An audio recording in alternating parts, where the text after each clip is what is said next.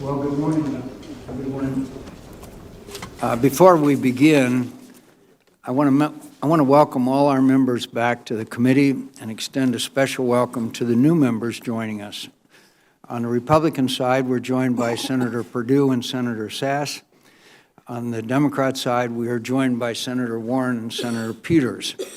It's a special privilege to serve on this committee, most of all because it affords us the opportunity to spend so much time in the company of heroes, the men and women who serve and sacrifice on our behalf every day. I hope you will come to cherish your service on this committee as much as I have over the years, and I look forward to working with each of you.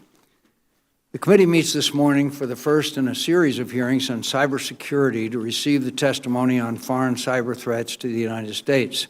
I'd like to welcome our witnesses this morning, James Clapper, Director of National Intelligence, Marcel Letray, Undersecretary of Defense for Intelligence, and Admiral Mike Rogers, Commander of U.S. Cyber Command, Director of the National Security Agency, and Chief of the Central Security Service. This hearing is about the range of cybersecurity challenges confronting our nation. Threats from countries like Russia, China, and North Korea and Iran, as well as non-state actors from terrorist groups to transnational criminal organizations. In recent years, we've seen a growing series of cyber attacks by multiple actors, attacks that have targeted our citizens, businesses, military, and government. But there's no escaping the fact that this committee meets today for the first time in this new Congress in the aftermath of an unprecedented attack on our democracy. At the President's direction, Director Clapper is leading a comprehensive review of Russian interference in our recent election with the goal of informing the American people as much as possible about what happened. I am confident that Director Clapper will conduct this review with the same integrity and professionalism that has characterized his nearly half a century of government and military service. I'm equally confident in the dedicated members of our intelligence community. The goal of this review, as I understand it, is not to question the outcome of the presidential election, nor should it be. As both President Obama and President-elect Trump have said, our nation must move forward, but we must do so with full knowledge of the fact. I trust Director Clapper will brief the Congress on his review when it is completed. This is not the time or place to preview its findings. That said, we know a lot already. In October, our intelligence agencies concluded unanimously that, quote, the Russian government directed compromises of emails from U.S. persons and institutions, including from U.S. political organizations. They also assessed that, quote, disclosures of alleged hacked emails were consistent with the methods and motivations of Russian-directed efforts, and that these thefts and disclosures were intended to interfere with the U.S. election process. Since then, our intelligence community has released additional information concerning these Russian activities, including a joint analysis report that provided technical details regarding the tools and infrastructure used by the Russian civilian and military intelligence services to attack the United States. Every American should be alarmed by Russia's attacks on our nation. There is no national security interest more vital to the United States of America than the ability to hold free and fair elections without foreign interference. That's why Congress must set partisanship aside, follow the facts, and work together to devise comprehensive solutions to deter, defend against, and when necessary, respond to foreign cyber attacks. As we do, we must recognize that the recent Russian attacks are one part of a much bigger cyber problem. Russian cyber attacks have targeted the White House, the Joint Staff, the State Department, our critical infrastructure. Chinese cyber attacks have reportedly targeted NSA, the Department of State and Commerce, congressional offices, military labs, the Naval War College, and U.S. businesses, including major defense contractors. Most recently, China compromised over 20 million background investigations at the Office of Personnel Management. Iran has used cyber tools in recent years to attack the U.S. Navy. U.S. partners in the Middle East, major financial institutions, and a dam just 25 miles north of New York City. And of course, North Korea was responsible for the massive cyber attack on Sony Pictures in 2014. What seems clear is that our adversaries have reached a common conclusion that the reward for attacking America in cyberspace outweighs the risk. For years, cyber attacks on our nation have been met with indecision and inaction. Our nation has no policy and thus no strategy for cyber deterrence. This appearance of weakness has been provocative to our adversaries who have attacked us again and again with growing severity. Unless we demonstrate that the costs of attacking the United States outweigh the perceived benefits, these cyber attacks will only grow. This is also true beyond the cyber domain. It should not surprise us that Vladimir Putin would think he could launch increasingly severe cyber attacks against our nation when he had paid little price for invading Ukraine, annexing Crimea, subverting democratic values and institutions across Europe, and of course, helping Bashar Assad slaughter civilians in Syria for more than a year with impunity. The same is true for China, Iran, North Korea, and any other adversary that has recently felt emboldened to challenge the world order. Put simply, we cannot achieve cyber deterrence without restoring the credibility of U.S. deterrence more broadly. To do so, we must first have a policy, which means finally resolving the long list of basic cyber questions that we as a nation have yet to answer. What constitutes an act of war or aggression in cyberspace that would merit a military response, be it by cyber or other means? What is our theory of cyber deterrence, and what is our strategy to implement it? Is our government organized appropriately to handle this threat, or are we so stovepiped that we cannot deal with it effectively?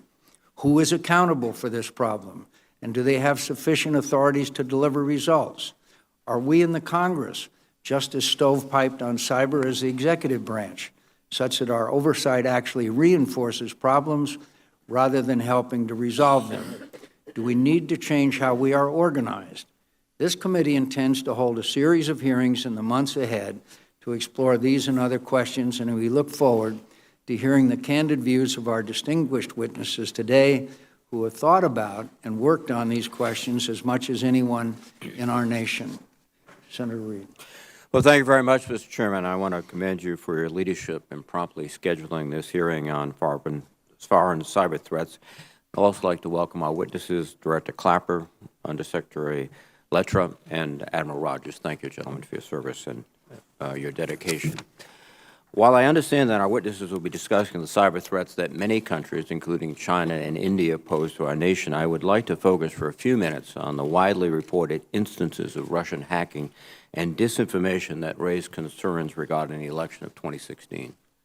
In addition to stealing information from the Democratic National Committee and the Clinton campaign and cherry-picking what information it leaked to the media, the Russian government also created and spread fake news and conspiracies across the vast social media landscape. At the very least, the effect of Russia's actions was to erode the faith of the American people in our democratic institutions.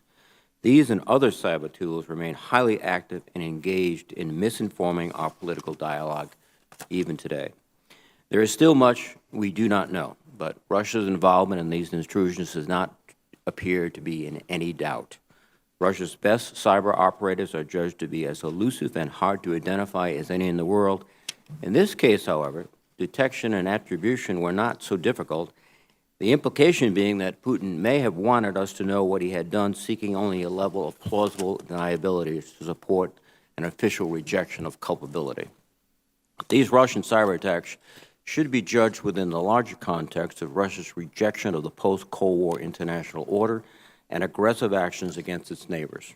Russia's current leaders, and President Putin in particular, perceived the democratic movements in the former Soviet states, the West's general support for human rights, press freedoms, the rule of law, and democracy, as well as NATO and EU enlargement, as a threat to what they believe is Russia's sphere of influence. Putin's Russia makes no secret of the fact that it is determined to aggressively halt and counter what it characterizes as Western encroachment on its vital interests. The invasion of Georgia, the annexation of Crimea, the aggression against Ukraine, featuring sophisticated hybrid warfare techniques, the continuing military buildup despite a declining economy, saber rattling in the Baltics and Baltic Sea, the authoritarian onslaught against the press, NGOs, and what remains of the Russian democratic opposition, the unwavering campaign for national sovereignty over the Internet, and the creation of an iron information curtain like China's Great Firewall and its aggressive interference in Western political processes all are of one piece. Russia's efforts to undermine democracy at home and abroad and destabilize the countries on its border cannot be ignored or traded away in exchange for the appearance of comity. Furthermore, what Russia did to the United States in 2016, it has done, and continues to do in Europe. This challenge to the progress of democratic values since the end of the Cold War must not be tolerated. Despite the indifference of some to this matter, our nation needs to know in detail what the intelligence community has concluded was an assault by senior officials of a foreign government on our electoral process. Our electoral process is the bedrock of our system of government. An effort to manipulate it, especially by a regime with values and interests so antithetical to our own, is a challenge to the nation's security which must be met with bipartisan and universal condemnation, consequences, and correction. I believe the most appropriate means to conduct an inquiry is the creation of a special select committee in the Senate, since this issue and the solutions to the problems it has exposed spill across the jurisdictional divides of the standing committees on armed services, intelligence, foreign relations, homeland security, and judiciary. Failing that, our committee must take on as much of this task as we can, and I again commend the Chairman for his commitment to do so. Therefore, I am pleased and grateful that his efforts will be expended, the energy will be invested on the matters that are so critical to the American people. I also want to applaud President Obama's initial steps publicized last week to respond to Russia's hostile actions. General Clapper, Undersecretary Letcher, Admiral Rogers, we appreciate your urgent efforts to discover what happened and why, and to make these facts known to the President-elect, Congress, and the American people. Although your investigation report to President Obama is not yet public, we hope you'll be able to convey and explain what's been accomplished so far, including the steps already announced by the President. In addition, I am sure we will have many questions about how we are organized in the cyber domain and what changes you have recommended going forward, subjects that President Obama referenced in his signing statement of the National Defense Authorization Act for fiscal year 2017. These are difficult issues, but they are of vital importance to our nation, our security, and our democracy. Mr. Chairman, I look forward to working with you in a bipartisan manner to conduct a thorough and thoughtful inquiry and to do more to address the cyber threats our nation faces more broadly by state and non-state actors. Thank you very much. Welcome the witnesses, and Ms. Secretary, we'll begin with you for any opening statements or comments you might have. Thank you, Chairman, Ranking Member Reed, members of the committee. I appreciate the opportunity to be here today. I will shortly turn the microphone over to Director Clapper for some comments, followed by Admiral Rogers. As this is my last appearance before this committee, before stepping down from 8 years of Pentagon service in a few weeks, I'm sure I'm sure you'll regret not having that opportunity again. It will be nice to be skiing a little bit in February, that's for sure. But having said that, since I am just a few weeks from stepping down, I do want to thank this committee for its partnership. And I want to thank Director Clapper and Admiral Rogers for the privilege of being able to serve together with them in the leadership of the U.S. intelligence community. And to the men and women of the U.S. intelligence community, civilian and military, thousands of whom are deployed today around the world, advancing U.S. interests and protecting America. I do admire your integrity. I admire your service. It has been an honor to serve with you over the last many years. In the interest of time, I'll briefly note the Department of Defense's views on cyber in 3 core themes. First, the threats we must address. Second, what we are doing to address them now. And third, the difficult but urgent work we know still lies ahead. First, the threats. As you know, the Department of Defense's leadership believes we confront no fewer than 5 immediate but also distinct and evolving challenges across all operating domains. We are countering the prospect of Russian aggression and coercion, especially in Europe, something we unfortunately have had to energetically renew our focus on in the last several years. We are also managing historic change in perhaps the most consequential region for America's future, the Asia-Pacific, and watching for risks associated with China's destabilizing actions in the region. We are checking Iranian aggression and malign influence across the Middle East. We are strengthening our deterrent and defense forces in the face of North Korea's continued nuclear and missile provocations. And we are countering terrorism with the aim of accelerating the lasting defeat of ISIL and al-Qaeda. These are what many in the Department of Defense have termed the 4+1, 4 state-based challenges and an ongoing condition of battling terrorism. As our joint written statement for the record has detailed, each of these security challenges, China, Russia, Iran, North Korea, and global terrorist groups such as ISIL, presents a significant cyber threat dimension to the U.S. military. Cyber is an operating domain that is real, complex, dynamic, contested, and must be addressed. Second, what we are doing about it. The Department of Defense has for several years pursued a comprehensive strategy for maintaining the necessary strategic dominance in this domain. Secretary of Defense Ash Carter has pressed for DoD to change, to adapt, and to innovate, not only to meet today's challenges, but also to ensure that we effectively defend against cyber threats well into an uncertain future. We have built and continue to build the means and methods that will strengthen our relative position against each of these dimensions of the cyber threat.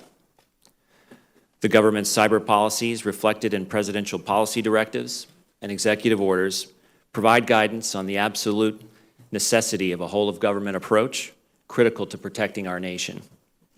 The Department has developed, refined, and published its cyber strategy, which clearly lays out 3 key DoD cyber missions: defending DoD networks, providing cyber options for our military commanders, and when called upon by our nation's leaders, defending the nation against cyber attacks of significant consequence. As the Director and Admiral Rogers will note, since 2009, the Department has matured Cyber Command to ensure clear command responsibility and authority, and growing capabilities essential to our unity of effort for cyber operations. We also continue to mature our cyber mission forces, which this fall achieved initial operating capability, or IOC, status. This force is providing military capability to execute our 3 missions in cyberspace. We're building new capabilities and new tools for the cyber mission force to use. Third, what remains to be done. As much as we have done, we recognize there is much more to do. Let me mention just a couple of those most important tasks here. First, we need to continue to develop and refine our national cyber policy framework, which includes the evolution of all dimensions of our deterrence posture, the ability to deny the adversary its objectives, to impose costs, and to ensure we have a resilient infrastructure to execute a multi-domain mission. This refinement and evolution in our deterrent thinking and capability will further empower decision-making at net speed. Second, within the Department, Cyber Command has matured and is doing more to protect the nation and support global operations than ever before. And we need to continue, in fact, accelerate this maturation. Accordingly, the Secretary of Defense supports the elevation of Cyber Command to a unified combatant command and supports ending the dual hat arrangement for the leadership of NSA and Cyber Command, and doing so through a deliberate, conditions-based approach while continuing to leverage the shared capabilities and synergies. And finally, we must redouble our efforts to deepen partnerships between government and the private sector and between the U.S. government and our allies. We must continue to seek help from American industry, the source of much of the world's greatest technology talent, in innovating to find cyber defense solutions, build resiliency into our critical infrastructure systems, and strengthen our deterrence. With our international allies and partners, we must work together to promote stability in cyberspace, universal recognition that existing international law applies in cyberspace, and the adoption of voluntary peacetime norms of responsible state behavior. Mr. Chairman, thanks. I look forward to your questions. I'll now pass the baton to Director Clapper. Thank you. General Clapper. Chairman McCain, Ranking Member Reed, and distinguished members of the committee, first, thanks very much for your opening statements. Obviously, we're here today to talk about cyber threats face our nation, and I will offer some brief valedictory recommendations and a few parting observations. I certainly want to take note of and thank the members of the committee who are engaged on this issue and have spoken to it publicly. I know there is great interest in the issue of Russian interference in our electoral process based on the many classified briefings the intelligence community has already provided on this topic to the Congress. Secretary of Homeland Security Jay Johnson and I have issued statements about it. The joint analysis report that you alluded to, publicly issued by Department of Homeland Security and the Federal Bureau of Investigation, provided details on the tools and infrastructure used by the Russian intelligence services to compromise infrastructure associated with the election, as well as a range of U.S. government, political, and private sector entities, as you described. As you also noted, the President tasked the intelligence community to prepare a comprehensive report on Russian interference in our election. We plan to brief the Congress and release an unclassified version of this report to the public early next week, with due deference to the protection of highly sensitive and fragile sources and methods. But until then, we're really not prepared to discuss this beyond standing by our earlier statements. We are prepared to talk about other aspects of the Russian cyber threat. We also see cyber threats challenging public trust and confidence in information, services, and institutions. Russia has clearly assumed an even more aggressive cyber posture by increasing cyber espionage operations, leaking data stolen from these operations, and targeting critical infrastructure systems. China continues to succeed in conducting cyber espionage against the U.S. government, our allies, and U.S. companies. Intelligence community and security experts, however, have observed some reduction in cyber activity from China against U.S. companies since the bilateral September 2015 commitment to refrain from espionage for commercial gain. Iran and North Korea continue to improve their capabilities to launch disruptive or destructive cyber attacks to support their political objectives. Non-state actors, notably terrorist groups, most especially including ISIL, also continue to use the internet to organize, recruit, spread propaganda, raise funds, collect intelligence, inspire action by disciples, and coordinate operations. So in this regard, I want to foot stomp a few points that I've made here before. Rapidly advancing commercial encryption capabilities have had profound effects on our ability to detect terrorists and their activities. We need to strengthen the partnership between government and industry and find the right balance to enable the intelligence community and law enforcement both to operate as well as to continue to respect the rights to privacy. Cyber operations can also be a means to change, manipulate, or falsify electronic data or information to compromise its integrity. Cyberspace can be an echo chamber in which information, ideas, or beliefs, true or false, get amplified or reinforced through constant repetition. All these types of cyber operations have the power to chip away at public trust and confidence in our information, services, and institutions. By way of some observations and recommendations, both the government and the private sector have done a lot to improve cybersecurity, and our collective security is better, but it's still not good enough. Our federal partners are stepping up their efforts with the private sector, but sharing of what they have remains uneven. I think the private sector needs to up its game on cybersecurity and not just wait for the government to provide perfect warning or a magic solution. We need to influence international behavior in cyberspace. This means pursuing more global diplomatic efforts to promulgate norms of behavior in peacetime and to explore setting limits on cyber operations against certain targets. When something major happens in cyberspace, our automatic default policy position should not be exclusively to counter cyber with cyber. We should consider all instruments of national power. In most cases to date, non-cyber tools have been more effective at changing our adversaries' cyber behavior. When we do choose to act, we need to model the rules we want others to follow, since our actions set precedents. We also need to be prepared for adversary retaliation, which may not be as surgical, either due to the adversary's skill or the inherent difficulty in calibrating effect and impact of cyber tools. That's why using cyber to counter cyber attacks risks unintended consequences. We currently cannot put a lot of stock, at least in my mind, in cyber deterrence. Unlike nuclear weapons, cyber capabilities are difficult to see and evaluate and are ephemeral. It was accordingly very hard to create the substance and psychology of deterrence, in my view. We also have to take some steps now to invest in the future.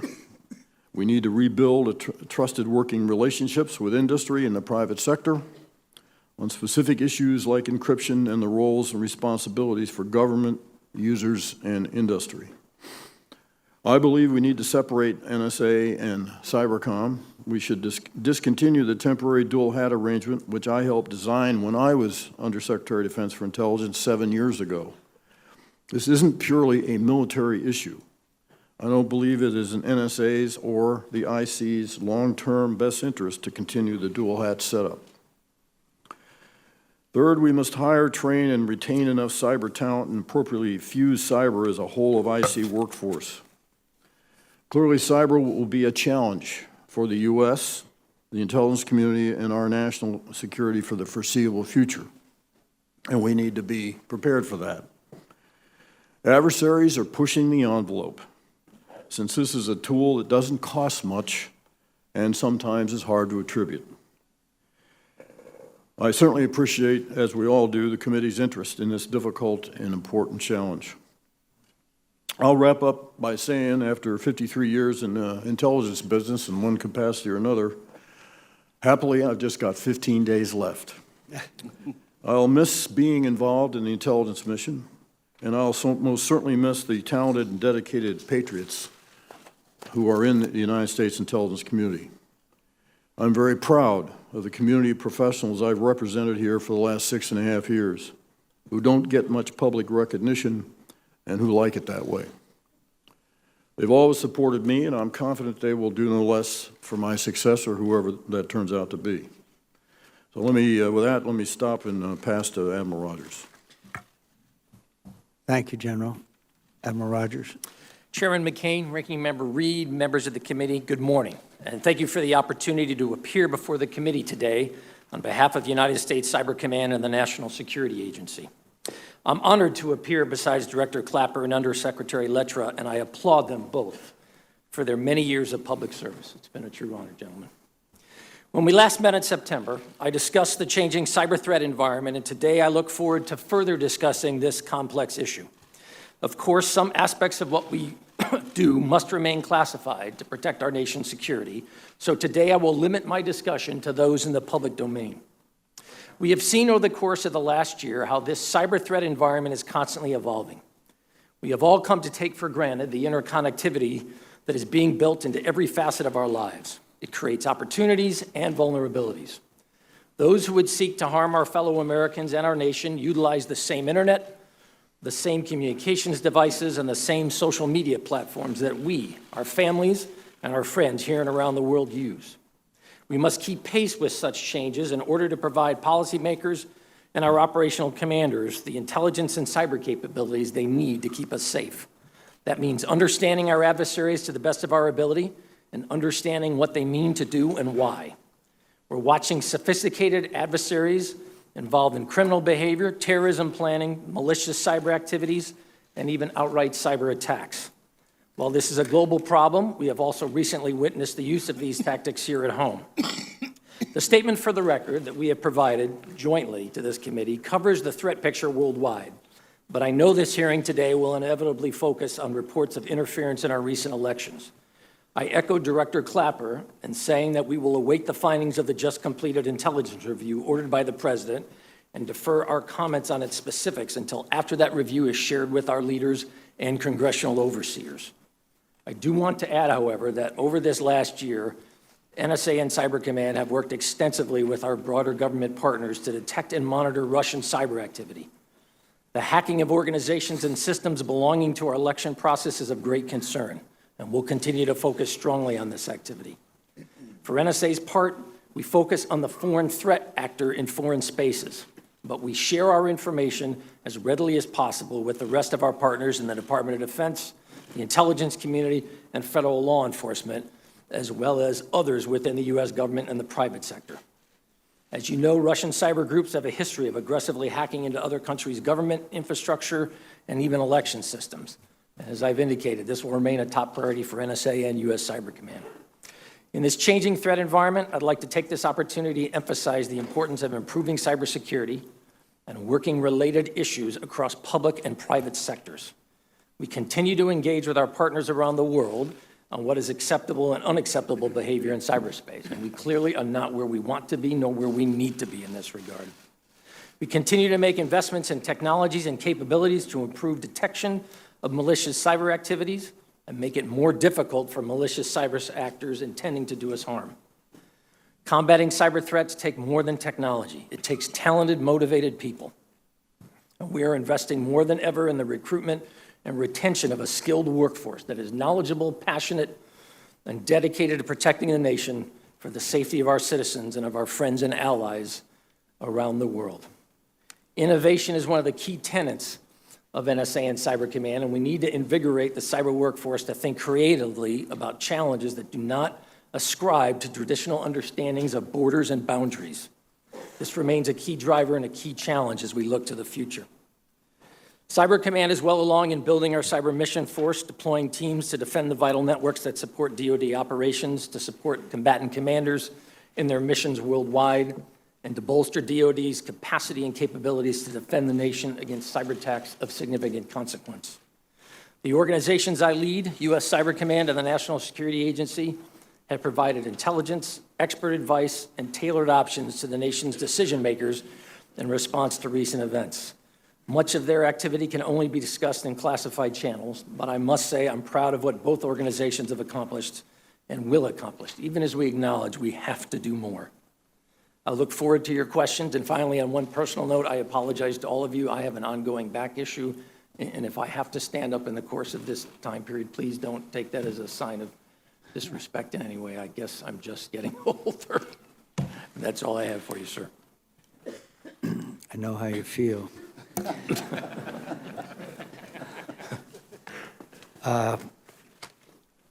Director, I just have to, General Clapper, I just have to mention the name Mr. Assange has popped up, and I believe that he is the one who's responsible for publishing names of individuals that work for us that put their lives in direct danger. Is that correct?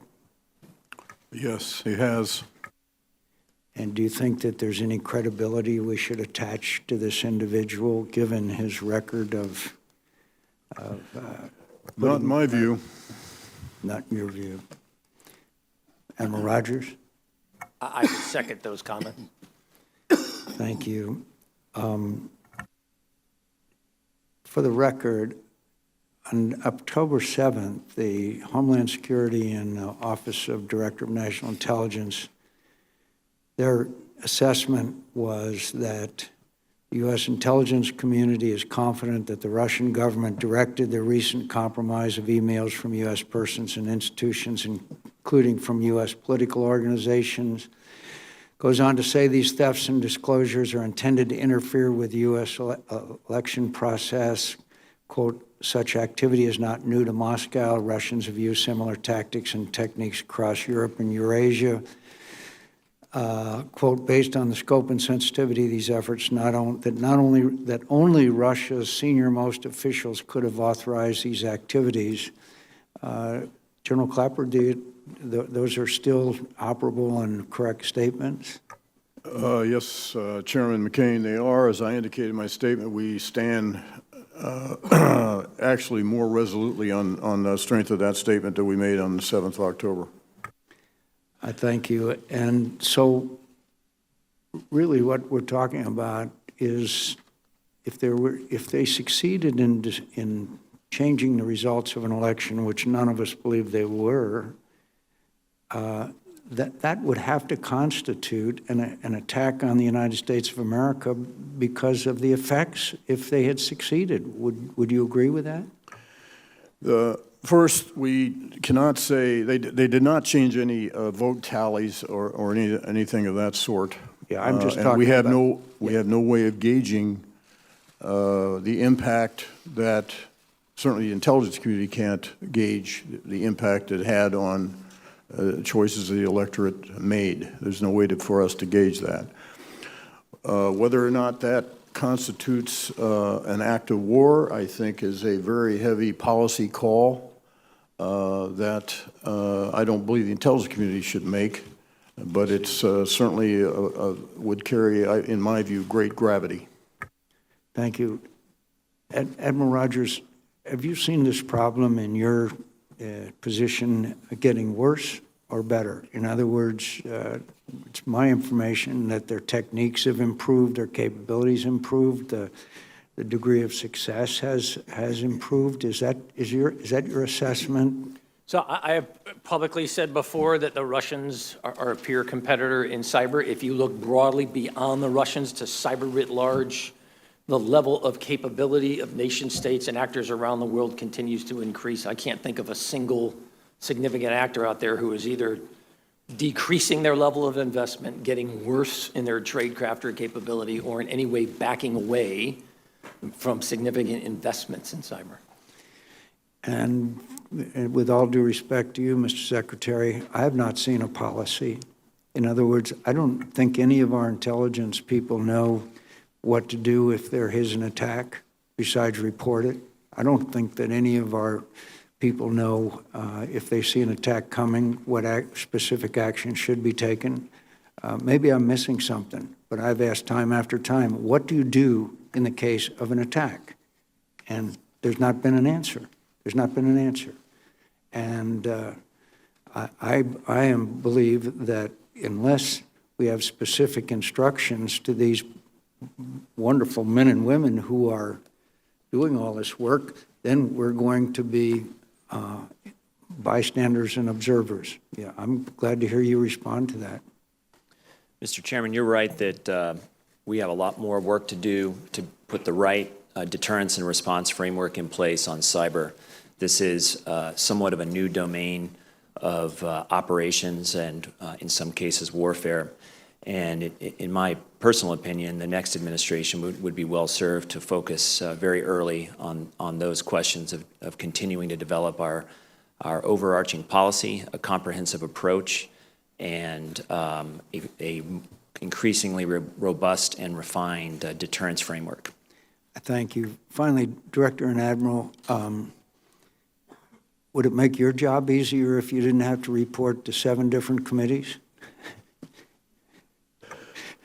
Chairman McCain, my hands have been slapped before when I ventured into the delicate area of congressional jurisdiction, so for Even in the last remaining 15 days that I'm in office, I don't think I'm going to speak to that. Afterwards, that might be different. Well, we'll look forward to calling you back. Admiral Rogers? Should I second the comments of the Director of National Intelligence? But it does make it difficult, doesn't it, with the, it's not exactly stovepiping, but overlapping jurisdictions, I think it makes your job a little harder, doesn't it? I mean, in all candor, Admiral. I mean, the way I would phrase it is, I think clearly an integrated approach is a key component of our ability to move ahead here. I would say that in the government, in the private sector, there's no particular one slice where that's not applicable. Thank you. Senator Reid. Well, thank you very much, Mr. Chairman. General Clapper, you responded to the Chairman that in October you and the Director of Homeland Security concluded that the Russian government intervened in the election, and Admiral Rogers also seconded that view. That is also today the view, for the record, of the FBI and the Central Intelligence Agency, in fact, all the intelligence community. Is that correct? Yes, the forthcoming report is done essentially by those three agencies, CIA, FBI, and NSA. And the same conclusion with respect to the involvement of high-level Russian authorities is shared by all of these agencies? Yes. The chairman just noticed the legislative compartmentalization. Is that reflected also in terms of operations, in terms of, for example, Admiral Rogers, if you, through NSA or through your sources, detect something that is obviously a disruption, something that is patently wrong, you can communicate to the FBI or law enforcement, but there's no mechanism to make things happen administratively. Is that fair? There's certainly a process, and in fact, there have been several instances that I can think of in the last 18 months where we have run through that exact same scenario. Intelligence, as it does in many other areas, other domains, will detect incoming activity of concern. We NSA, will partner with FBI, the Department of Homeland Security, U.S. Cyber Command, to ensure the broader government, the Department of Defense, and FBI and its relationship with the private sector. The biggest frustration to me is speed, speed, speed. We have got to get faster. We've got to be more agile. And so for me, at least within my span of control, I'm constantly asking the team, what can we do to be faster and more agile? How do we organize ourselves? What's the construct that makes the most sense? We can't be bound by history and tradition here, so to speak. We have to be willing to look at alternatives. Thank you. General Clapper, one of the aspects of this Russian hacking was not just disseminating information that they had exploited from computers, but also the allegations of fake news sites, fake news stories that were propagated. Is that an accurate, or is that one aspect of this problem? Yes, without getting too far in front of the headlights of our rollout next week to the Congress, this was a multifaceted campaign. So the hacking was only one part of it, and it also entailed classical propaganda, disinformation, fake news. Does that continue? Yes. The Russians particularly are very astute at covering up their tracks. It appears that they weren't quite as diligent, or let me ask a question. Do you believe that they made little attempts to cover up what they were doing as a way to make a point politically? Well, again, without preempting the report, that's classical tradecraft that the Russians have long used to, particularly when they're using promulgating so-called disinformation, is they will often try to hide the source of that or mask it to deliberately mask the source. Let me just ask one more time. In this situation, though, was there attempts to mask their involvement, very elaborate and very, very sophisticated, or it was just enough to have plausible deniability? So I'd rather not get into that. That kind of edges into the sources and methods realm, and I'd rather not speak to that publicly. Fair enough. These activities are ongoing now in Europe as Europe prepares for elections. Is that a fair assumption? It is. Thank you. Yesterday, the Wall Street Journal indicated that the president-elect is considering changes to the intelligence community. Have you at all, as the experts in this field, been engaged in any of these discussions, deliberations, advice? No, we have not. Thank you, Mr. Chairman. Thank you, Mr. Chairman. Heard this morning that a lot of the news media was characterizing this as a hearing on Russian hacking, and actually it's on foreign cyber threats to the United States. I'd like to cover a couple of the other ones. First of all, I received something this morning, Director Clapper, that I was very glad to read. I've often said that the threats we're facing today are greater. I look wistfully back at the days of the Cold War. Your statement it was in print this morning, said, sometimes all this makes me long for the Cold War when the world is essentially had two large, mutually exclusive, and so forth.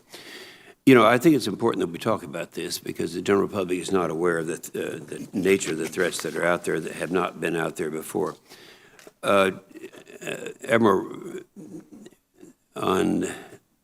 Director Clapper, we've had a lot of and most damaging cyber attacks perpetrated against the American people.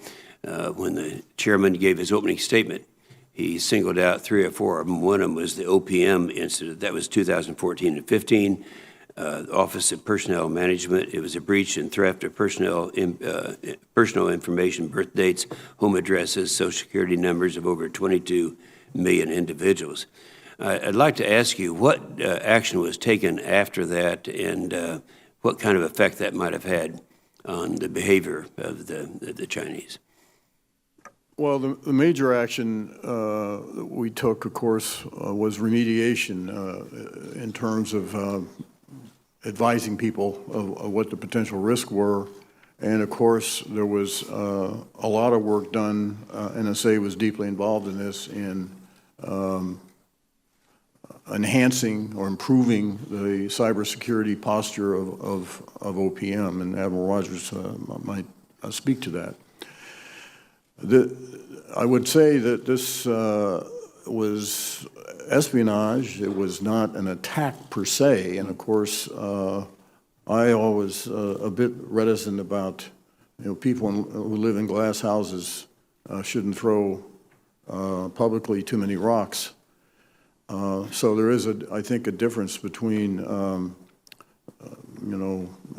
act of espionage, which we conduct as well, and other nations do, versus an attack. And Mike, you want to comment?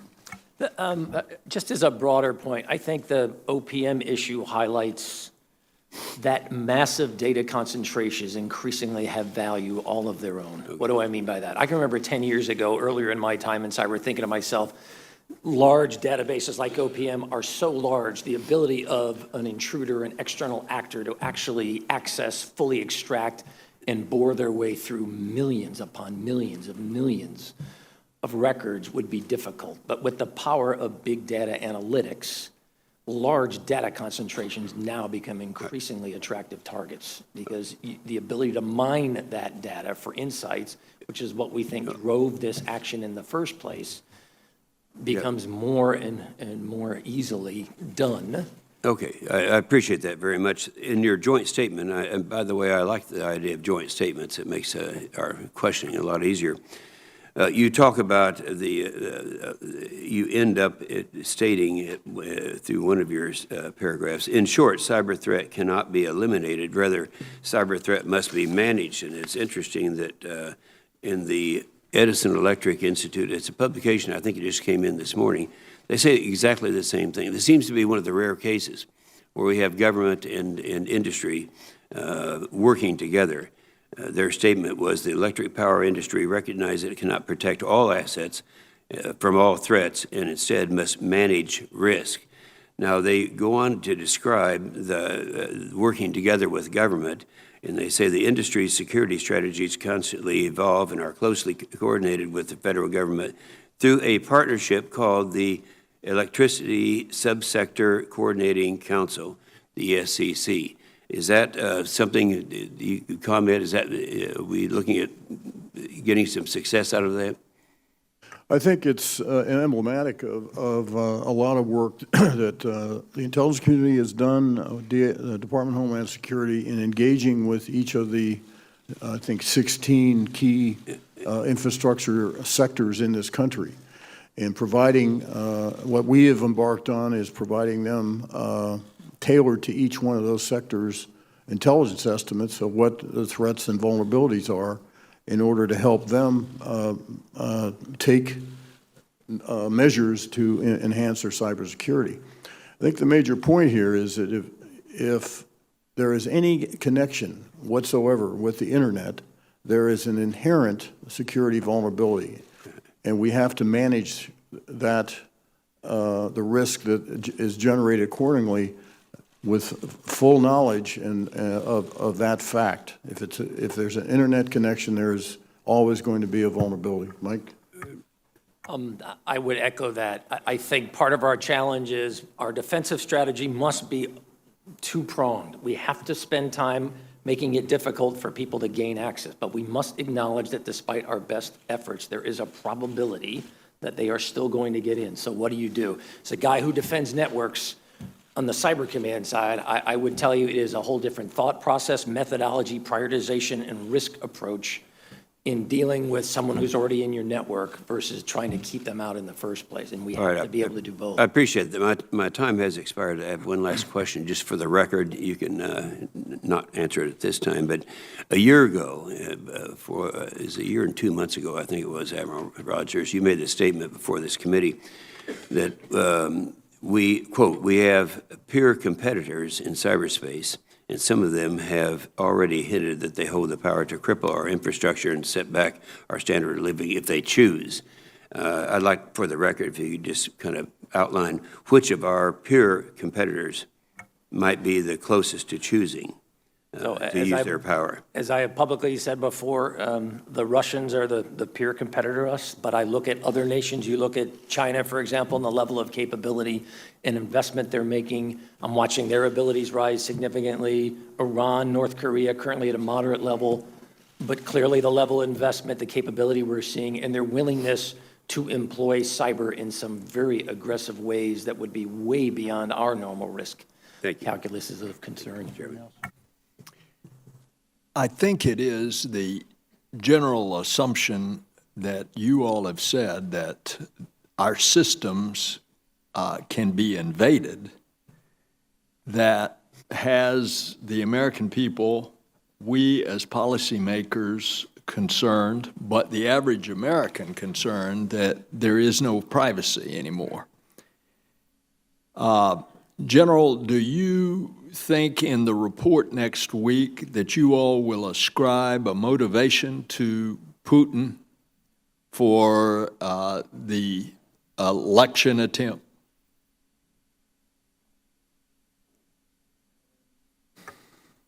Yes, we will ascribe a motivation. I'd rather not, again, preempt the report. Understood.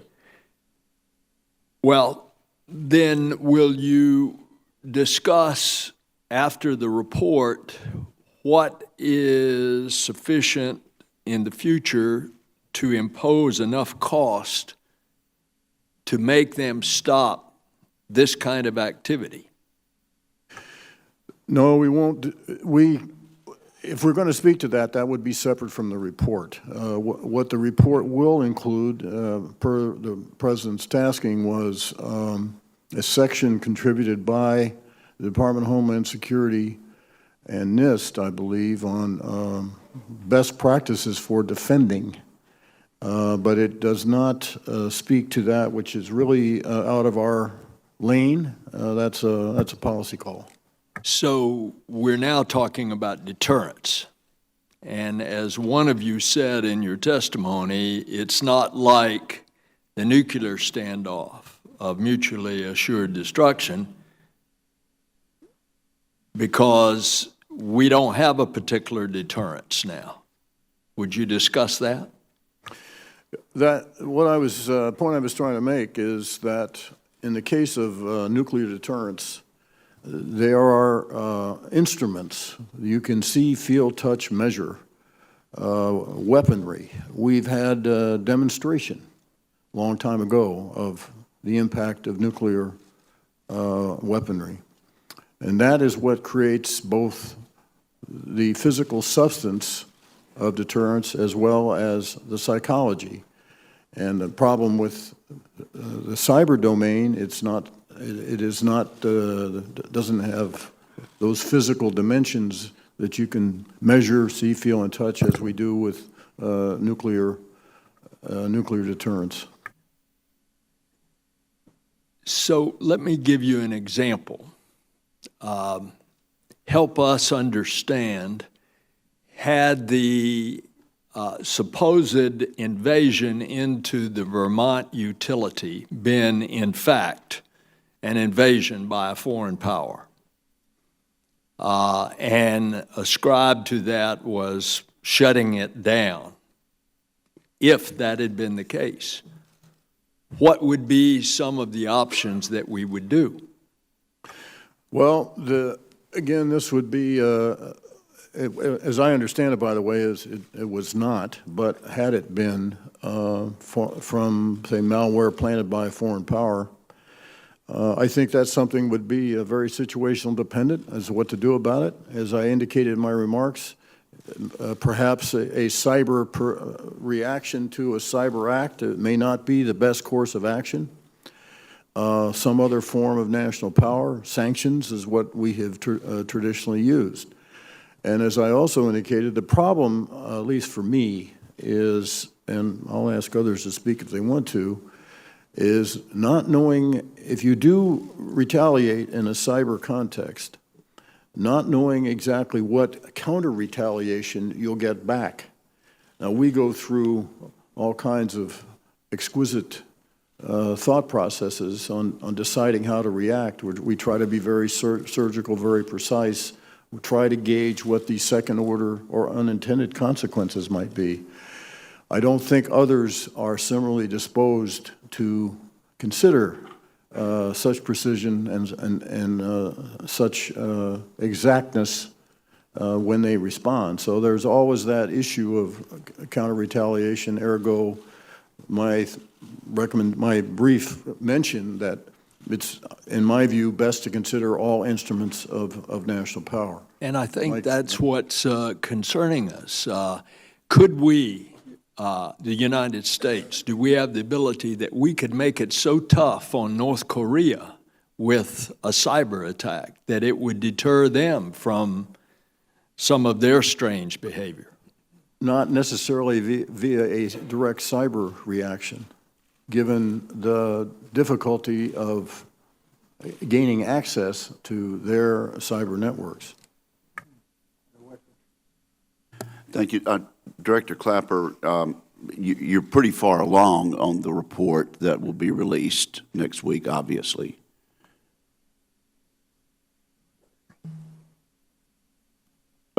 How far along are you, and what do you lack, and how will this be released? Will it be in a classified format? Will you be willing to testify in an open hearing like this, or will we need to go down to the SCIF to hear this? What's planned is a series of briefings in the Congress. I think I have 4 more hearings to do. First with our oversight committees, which will be closed hearings, I believe, and then there'll be and when will that be? All House, all Senate hearings, I believe, next week, as we roll out a version of the report early in so the those week will to be classified? followed by an unclassified version.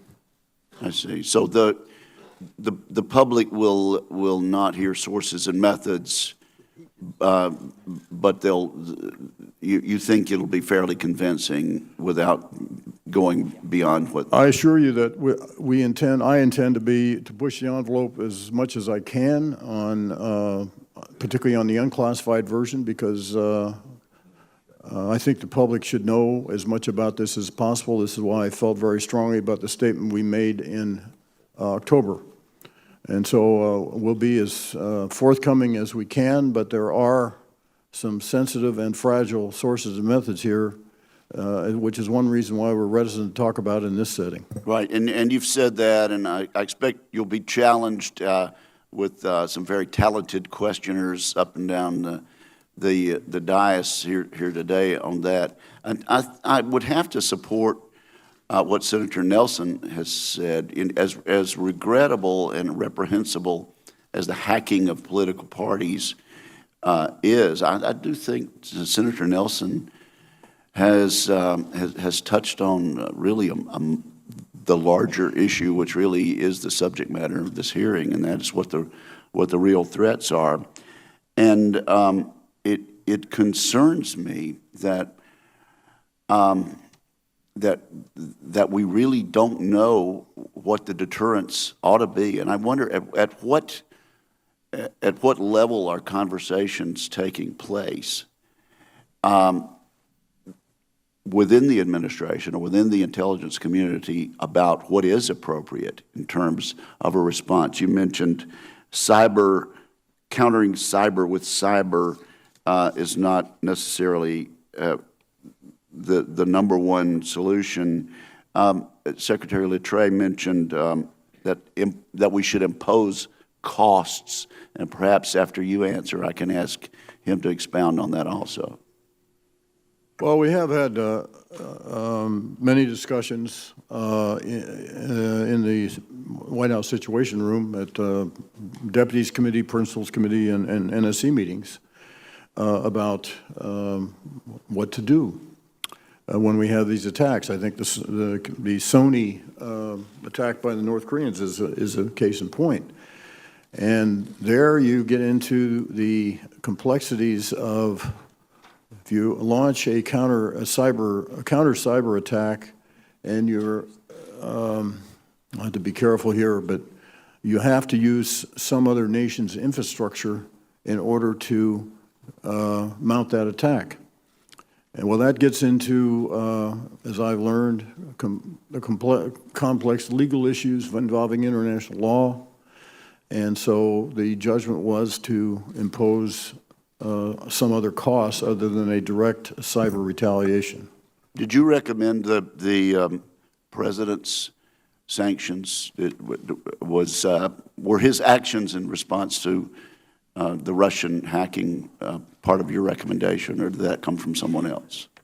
Well, that was, well, without going into internal decision-making, I think that was, you know, it was a consensus interagency view. Secretary Littré, what about imposing cost? What did you mean by that? Well, as part of an approach that to deterrence that takes each case as it comes up, case by case, we need to look at ways to respond, first deter and then respond to attacks at a time and a place of our choosing that favors advantages that we have as we use all of the instruments available. So we look to deny objectives and then impose costs, as you indicated, Senator.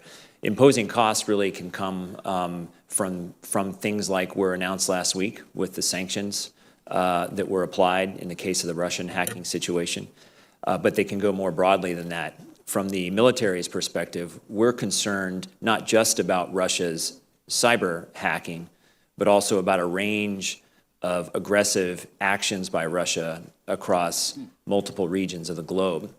And so we look to impose costs on Russia by a range of measures across multiple regions in partnership with our allies through NATO, where we can, to push back on Russian actions and deter future aggressive actions. So that's a bit of what we mean by imposing costs here. Thank you. It seems that every attack is handled on a case-by-case basis, and that's not a strategy. Senator McCaskill.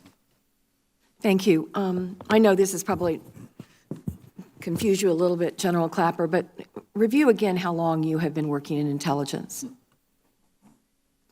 I started in 1963, so.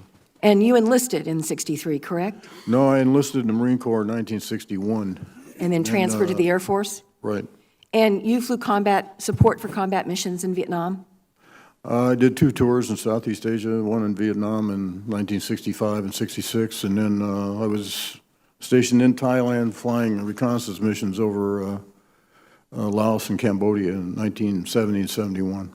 And would you say that your experience in the military, and especially your service for the government, has always been for either political party and apolitical in terms of your mission and your job? Absolutely. I have served, I toiled in the trenches in intelligence for every president since President Kennedy. I have served as a political appointee in both Republican and Democratic administrations. Would you say So that I you're... am apolitical. And by the way, there are, without getting into classified information, there are thousands of men and women who are working in the intelligence community right now, General Clapper, correct? Absolutely. And would you say that their experience in many instances mirrors yours? In terms of military experience, many of them being either active military or retired military? Yes, a large part of the intelligence community workforce are military. And of course, there are many former military, either those who completed full careers or those who served enlistments or briefly and then came to the intelligence community as civilians. Would you think it any less important that we maintain the intelligence community as a foundational apolitical block of our country in terms of its protection? I could not feel stronger about exactly that. I think it's hugely important that the intelligence community conduct itself and be seen as independent, providing unvarnished, untainted, objective, accurate, and timely and relevant intelligence support to all policymakers, commanders, diplomats, et cetera.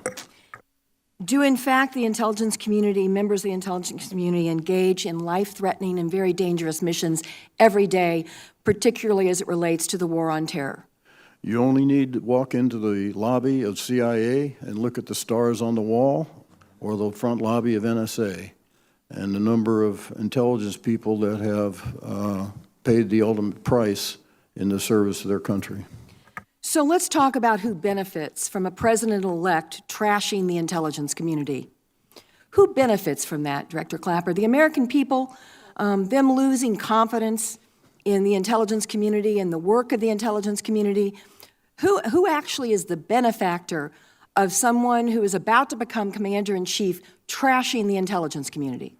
I think there is an important distinction here between healthy skepticism, which policymakers, to include policymaker number one, should always have for intelligence, but I think there's a difference between skepticism and disparagement.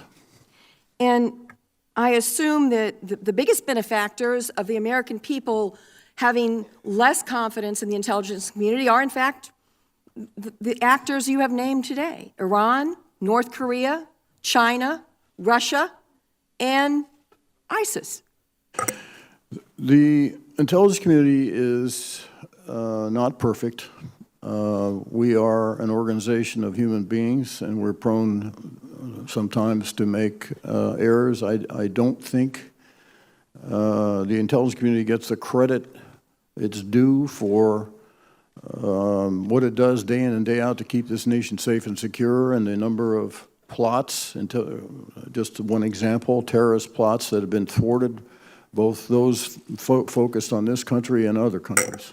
I want to thank the chairman, and I want to thank Senator Graham and others. There have been others, I can count on maybe a little bit more than one hand, who have stood up in a non-political way to defend the intelligence community over the last few weeks. The notion that the soon elected leader of this country would put Julian Assange on a pedestal compared to the men and women of the intelligence community and the military that is so deeply embedded in the intelligence community, I think it should bring about a hue and cry, no matter whether you're a Republican or a Democrat. There should be howls. And mark my word, if the roles were reversed, there would be howls from the Republican side of the aisle. Thank you, Mr. Chairman. Thank you for that nonpartisan comment. Director Clapper, how would you describe Mr. Assange? How would I describe? Mr. Assange. Well, he's holed up in the Ecuadorian embassy in London because he's under indictment, I believe, by the Swedish government for a sexual crime. He has, in the interests of ostensibly openness and transparency, exposed in his prior exposures, put people at risk by his doing that. So I don't think those of us in the Intelligence Committee have a whole lot of respect for him. Admiral? I would echo those comments. Thank you. Senator Fisher? Thank you, Mr. Chairman, and thank you, gentlemen, for being here today, and I do thank you for your service. Gentlemen, as you all know, about a year ago, Congress passed the Cybersecurity Information Sharing Act. And Director Clapper, could you comment on what steps have been taken to implement the act, in particular to provide cyber threat information in the possession of the federal government to non-government entities? There's been a lot of work done, and this is principally through both the FBI and Department of Homeland Security, to share more broadly with the private sector. This is prior to the enactment of this act. I think this has been a theme that we have all worked hard. Certainly, one of the reasons for the creation of the Office of Director of National Intelligence was to assume a domestic role as well and to promote sharing as much as we can. I think a lot of improvement has been made as I look back over the last 15 years, but there's more work to do. So we have done a lot of work with, for example, fusion centers, the 76 or so fusion centers that exist throughout the country, to convey more information to them.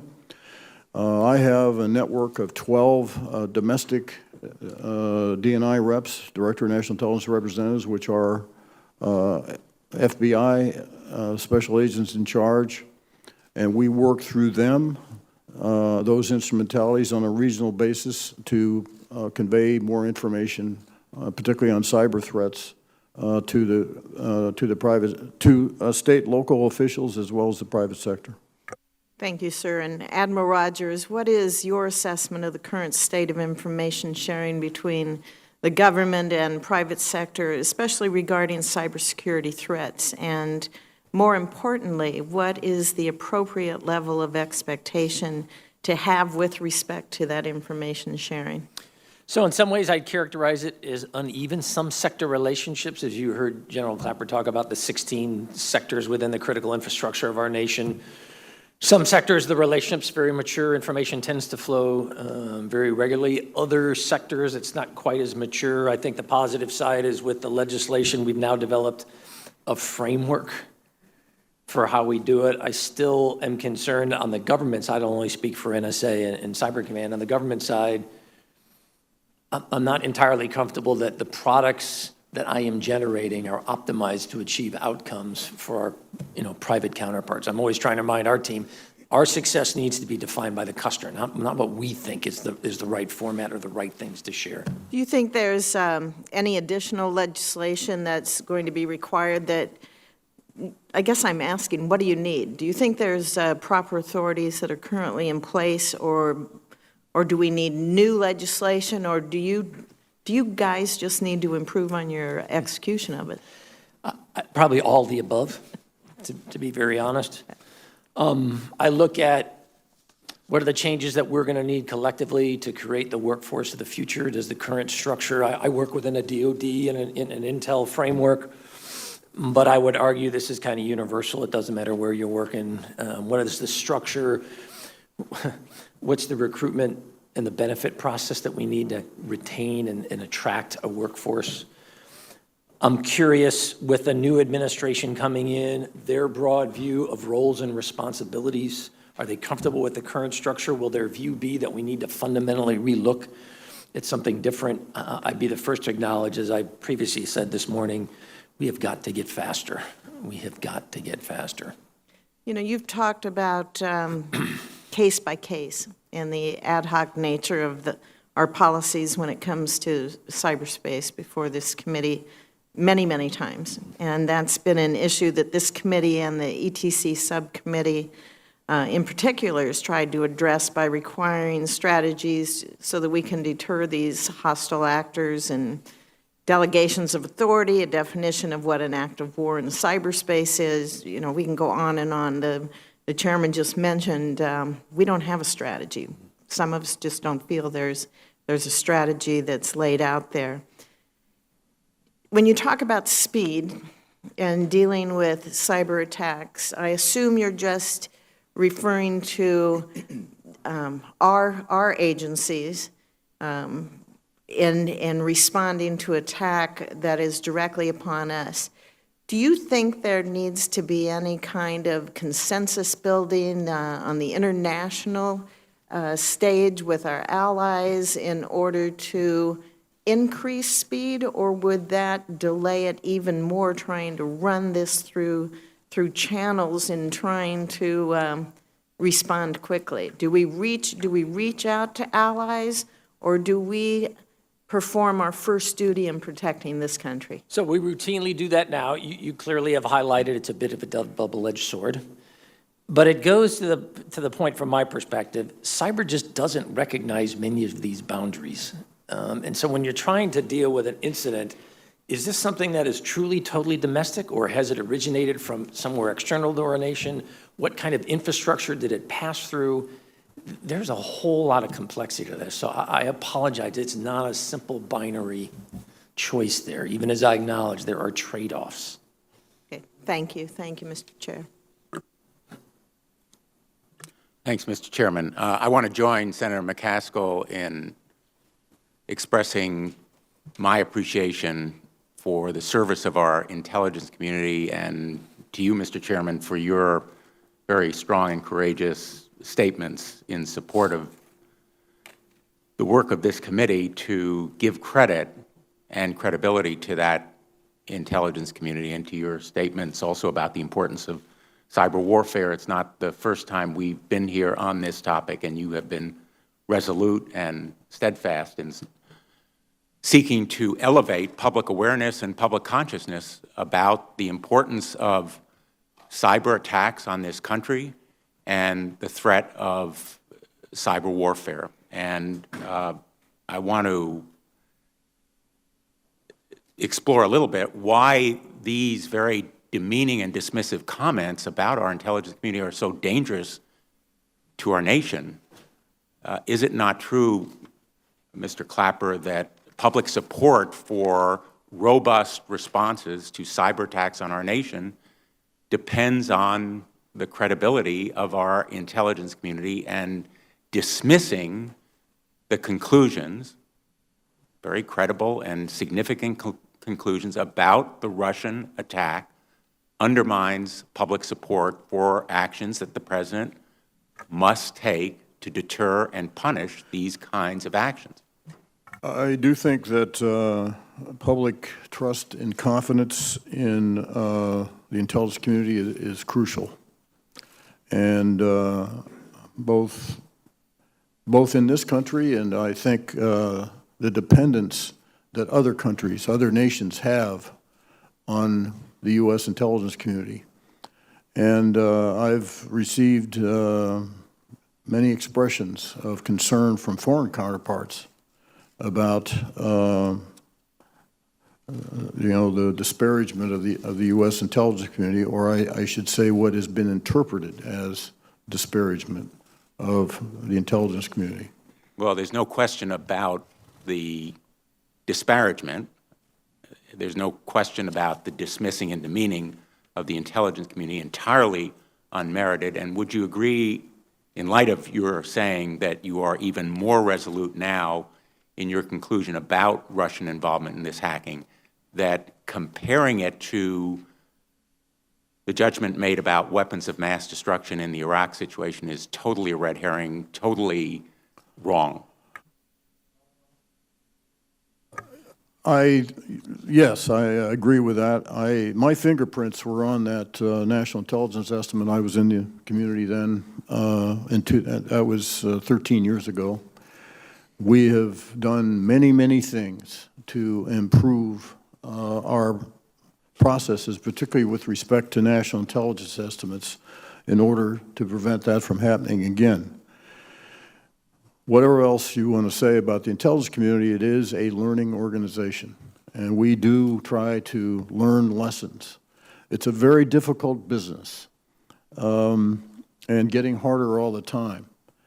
And there will be mistakes, but what we do try to do, as we did after the NIE from October 2002 on weapons of mass destruction in Iraq, was to learn from that, profit, and make change. And our posture with respect, particularly with respect to a very important document, the apex of our product line, National Intelligence Estimates, it's a difference of night and day. I appreciate the extraordinary humility of that statement, especially in light of the excellence and expertise that your organization and you personally have brought to this very, very difficult endeavor to provide, and I'm quoting you, I think, unvarnished, untainted, timely, accurate information to the most critical national security decisions that this nation makes. And I want to express my appreciation for it and say that I think some of the disparagement has been a terrible disservice to our nation and to the very brave and courageous men and women who put their lives at risk so that this nation can be better informed in using our military and other force. So I hope that we will see a change. And also join the chairman in saying that we need better policies on what constitutes a cyber attack on this nation and provide a more robust response, for example, against the Russians, not necessarily in cyber, but to impose stronger sanctions on their oil exports, on their use of foreign exchange. The response to cyber attacks need not be one in the cyber domain, and in fact might be even more effective if it hits their economy and their pocketbook and their livelihoods. So, Mr. Undersecretary, I appreciate your comments in that regard. I don't know whether you want to comment in response to what I've said. And I'm out of time, so maybe we can get that in writing. Senator Blumenthal, I do want to thank you on behalf of all the women and men of the intelligence community. I want to thank you for that. Thank you. Thank you all for appearing before us, and Mr. Secretary, Director Clapper, since this is your final appearance, I know you hope, thank you very much for your many years of service, Director Clapper, particularly you. I'll add my voice to Senators Blumenthal and McCaskill in my admiration for the men and women in our intelligence agencies. I've had a chance as a member of the Intelligence Committee to meet them here at hearings and at their headquarters and around the world, and they don't get the credit they often deserve. The troops that we help provide for in this committee usually do because they wear uniforms and they're known in public, but intelligence officers don't wear uniforms and they're frequently undercover. So I want to express my admiration and deepest respect and gratitude for what they do. We've heard a lot of imprecise language here today, and it's been in the media as well. Phrases like hacked the election, undermined democracy, intervened in election. So I want to be more precise here. Director Clapper, let's go to the October 7th statement.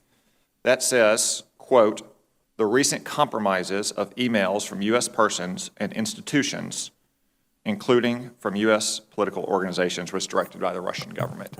Are we talking there specifically about the hack of the DNC and the hack of John Podesta's emails?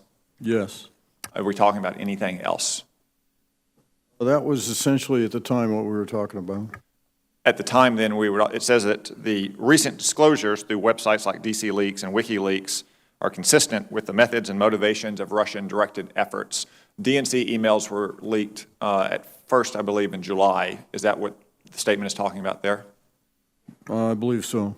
Mr. Podesta's emails, I believe, were not leaked until that very day on October 7th. So was the statement referring to that yet, or was that not intended to be included?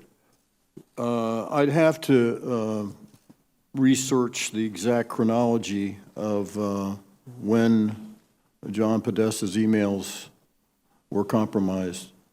But I think, though, that that bears on my statement that our assessment now is even more resolute than it was with that statement on the 7th of October. Thank you. Admiral Rogers, in November at the Wall Street Journal Forum, you stated, quote, "This was a conscious effort by a nation-state to attempt to achieve a specific effect," end quote. By that, did you also refer to the hack of the DNC, the hack of John Podesta's email, and the leaks of those emails? Yes. Did you refer to anything else besides those two things? Boy, to be honest, I don't remember the specifics of that one particular 30-minute engagement, but clearly, as I said, what you outlined was part of my thought process. Okay, and then further on in that statement, Director Clapper, the intelligence community says, quote, "It would be extremely difficult for someone, including a nation-state actor, to alter actual ballot counts or election results by cyber attack or intrusion," end quote. And you stated that earlier today as well, that we have no evidence that vote tallies were altered or manipulated in any way. That's correct. Okay, so that's what happened. Let's discuss why. Director Clapper, in response to Senator Nelson, you stated that the report soon to be released will discuss the motive. Would you care to give any kind of preview today? I'd rather not. I didn't think so. There are actually more than one motive, so that'll be described in the report. In your 53 years of intelligence, is ascertaining the motives, plans, and intentions of foreign leaders among the hardest tasks that we ask our intelligence services to perform? It always has been. There's a widespread assumption, this has been expressed by Secretary Clinton herself since the election, that Vladimir Putin favored Donald Trump in this election. Donald Trump has proposed to increase our defense budget, to accelerate nuclear modernization, to accelerate ballistic missile defenses, and to expand and accelerate oil and gas production, which would obviously harm Russia's economy. Hillary Clinton opposed, or at least was not as enthusiastic about all those measures.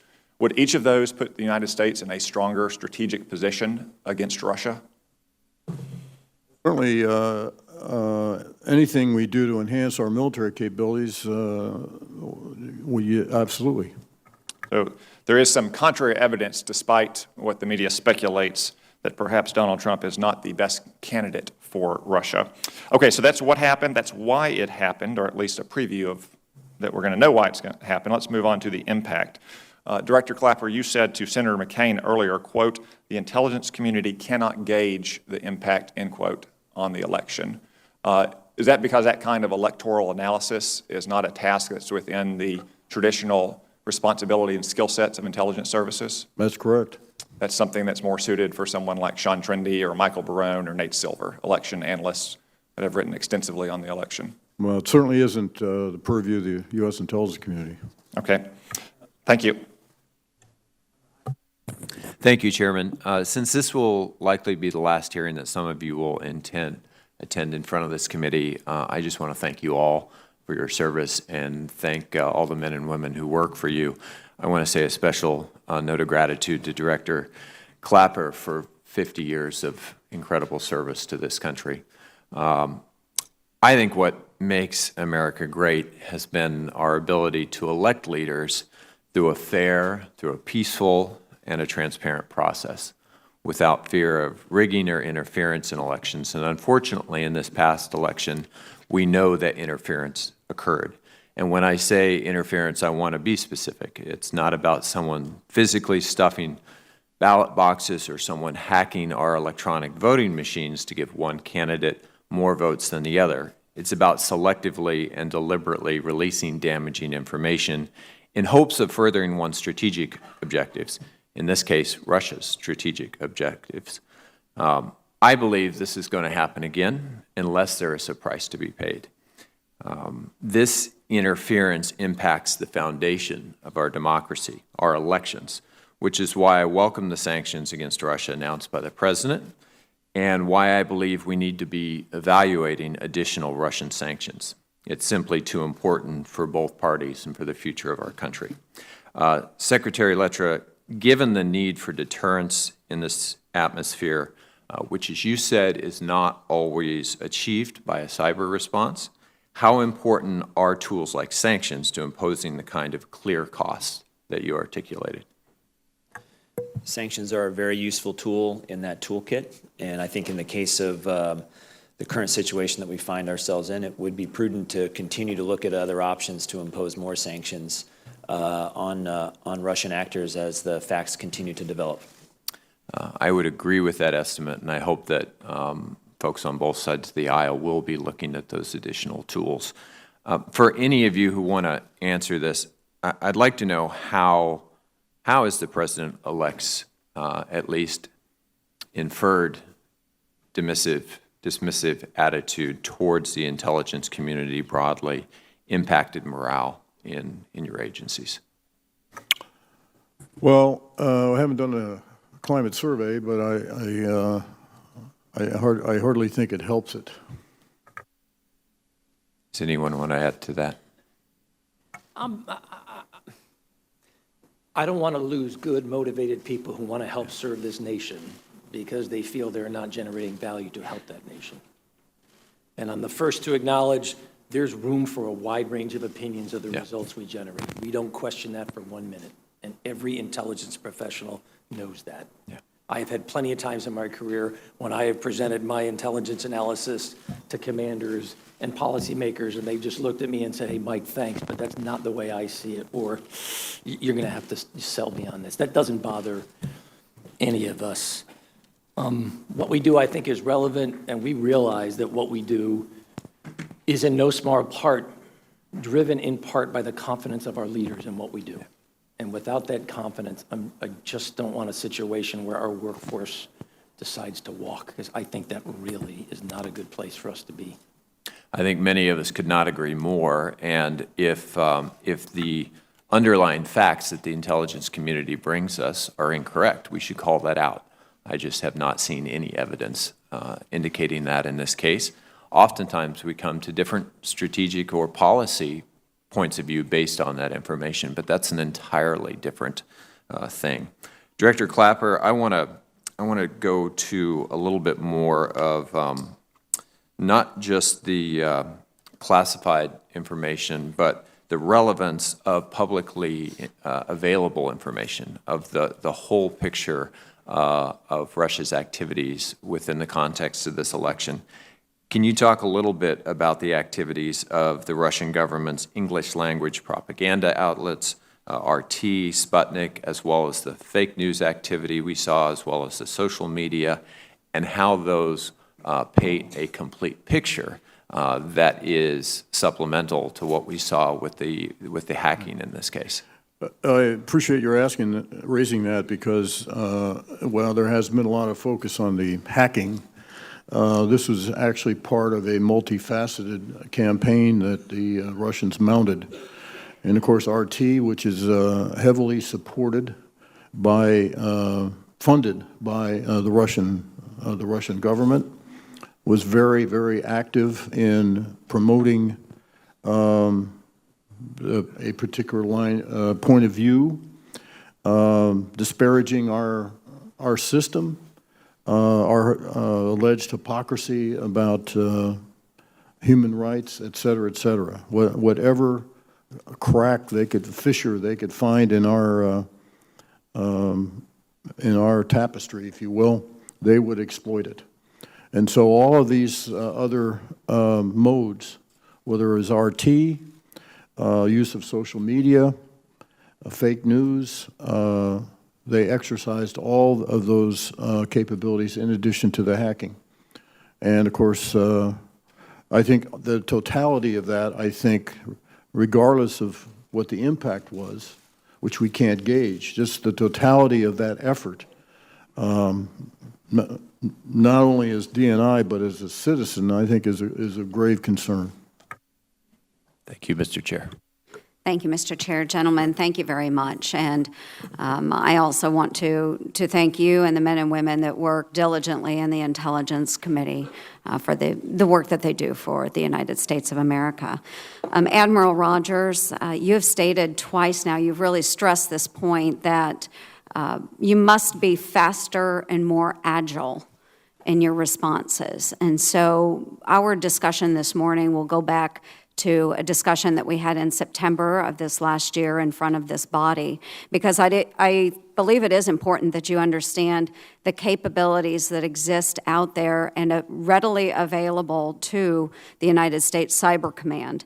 And this past September, I asked you about a Government Accountability Office report that stated the Department of Defense does not have visibility of all National Guard units' cyber capabilities because the department has not maintained a database that identifies the National Guard unit's cyber-related emergency response capabilities as required by law. And I was a bit alarmed when you stated that you haven't seen the report. It was a report that took about a year to compile and was presented to both this committee and the House Armed Services Committee.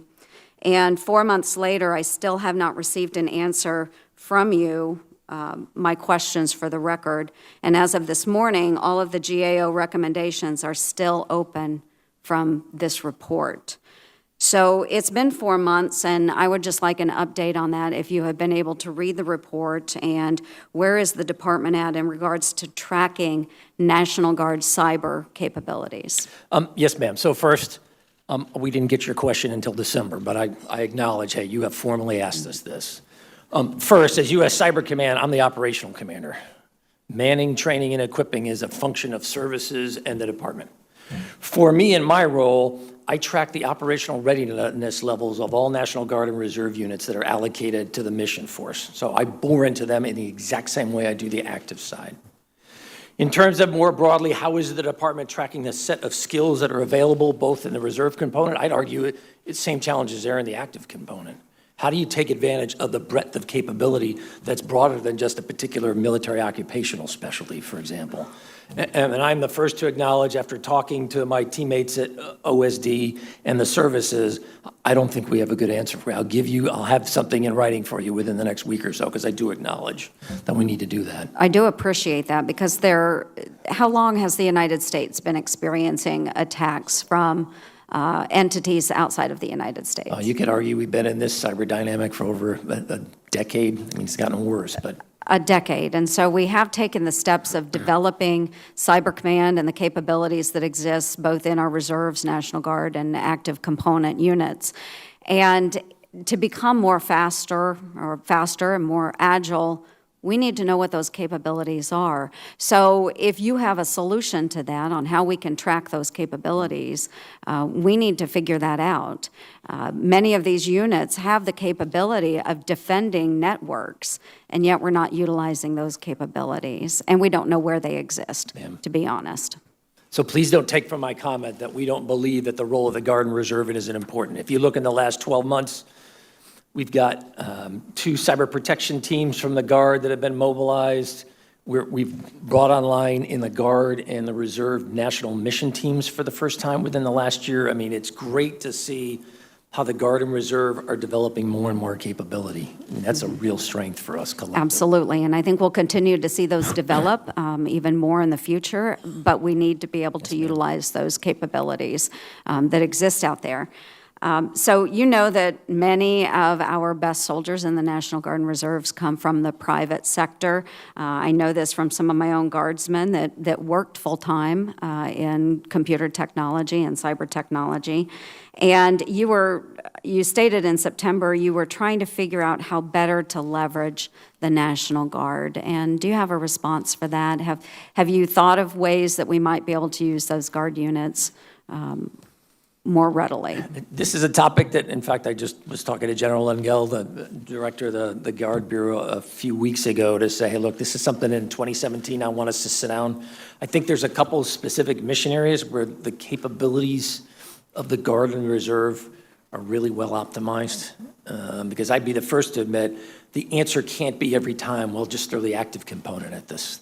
I don't think that's an optimal approach for us to doing business. So you'll see this play out for us in 2017. We got to work through the Title 32 versus Title 10 issue. What role, what's the right way to do this? Absolutely. Do we put it within the defense support to civil authority construct? I like that, because it's a framework that we already have. I'm a big fan of let's not reinvent the wheel when it comes to cyber. How do we take advantage of processes and structures and authorities that are already in place? That's one thing you'll see some specific changes on within the department. We're working through that right now on the policy side. Very good. Well, I appreciate it. I know my time is expiring, so I look forward to working with you on that, Admiral Rogers. Thank you, Mr. Chairman. And I want to thank all of you for all your efforts today, for the amazing careers you've had. And, Mr. Chairman, thank you for holding this hearing. I think it's critically important to our nation.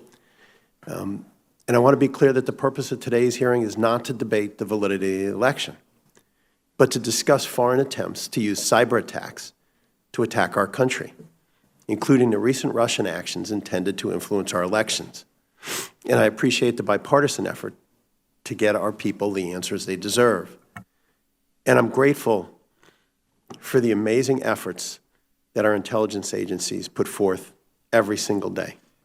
That every day, lives are on the line to make sure that we're safe and to make sure that all Americans have a chance to take care of their families and go to sleep at night and not have to worry while your people are on the front lines all around the world. And I can tell you on behalf of all Hoosiers that when it comes down to a choice between your people, our intelligence agencies, and Julian Assange, we're on your team every time. And I actually find it stunning that there's even a discussion in our country about the credibility of our intelligence agencies versus Mr. Assange. It is astounding to me that we would even make that comparison when you see the stars in the CIA headquarters of all the people who have lost their lives and all who have lost their lives in our agencies to keep us safe. Director Clapper, how would you describe your confidence in attributing these attacks to the Russian government as opposed to someone in their basement? It's very high.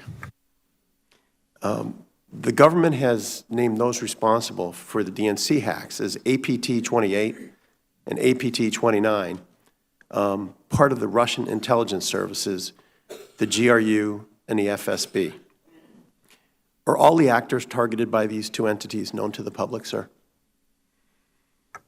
I'm sorry, sir, the question again, are all what? All the actors targeted by these two entities, the GRU, the FSB, APT 2829. Do we know everybody? Have you told us who's involved, or are there more that you can't discuss at this time? Right. I don't think I can discuss that in this forum. Okay. How far up the chain, in what you can tell us, does this go in regards to the Russians? At what level were the instructions to take these actions given? Again, sir, I can't speak to that in this setting. Okay, thank you. Do you think we are communicating clearly to our adversaries in a language that they'll understand that the costs will outweigh any gains they get if they try this again? And not only you, Director, but the others, how do we best send that message, do you think?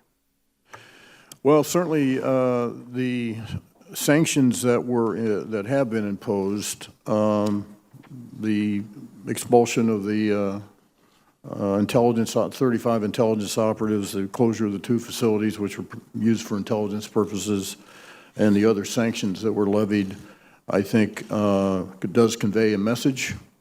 It's open to debate whether more should be done. I'm a big fan of sanctions against the Russians, but that's just me.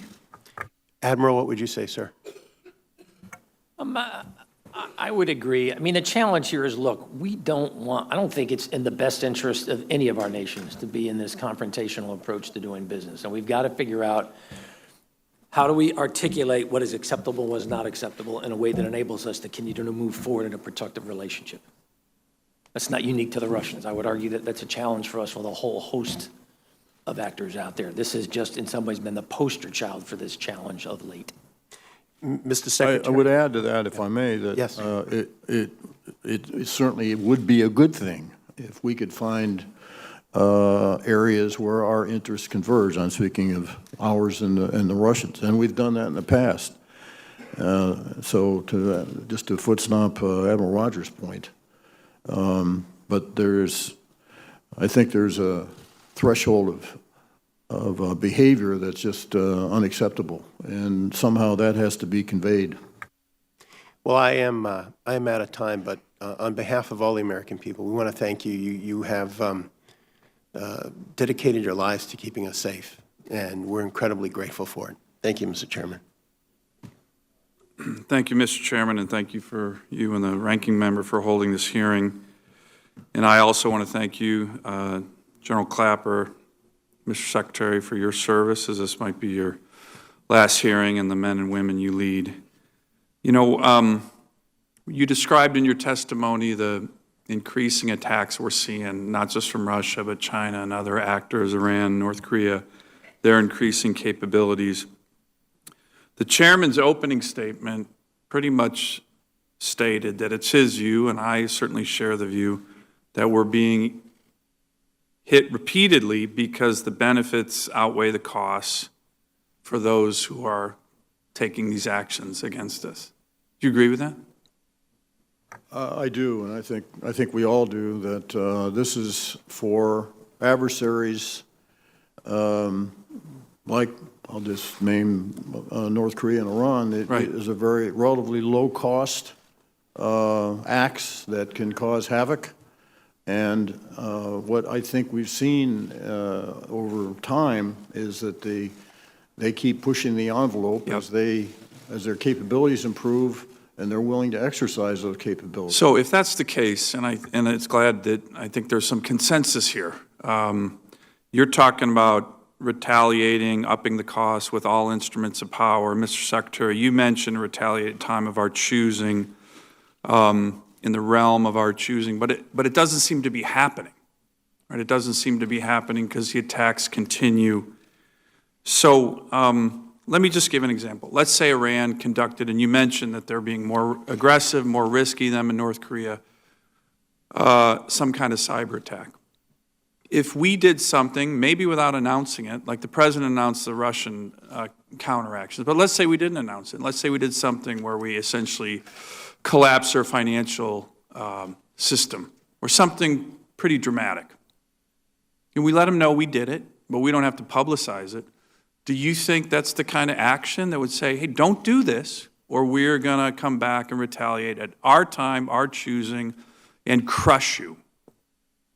How come we haven't done that yet? And do you think if we did something like that with the Iranians or the North Koreans, would that deter them in the future? Ms. Secretary?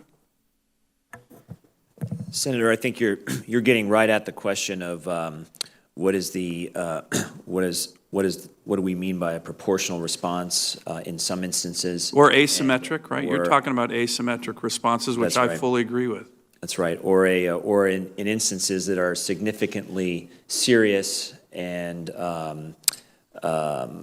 grave, whether a more than proportional response is required to really set that deterrence framework in place. But isn't the key question right now, it came from the chairman's opening statement, which I think you agreed with, is that nobody seems to be intimidated by us right now. So let me give another example. Senator Inhofe asked a question early on about China.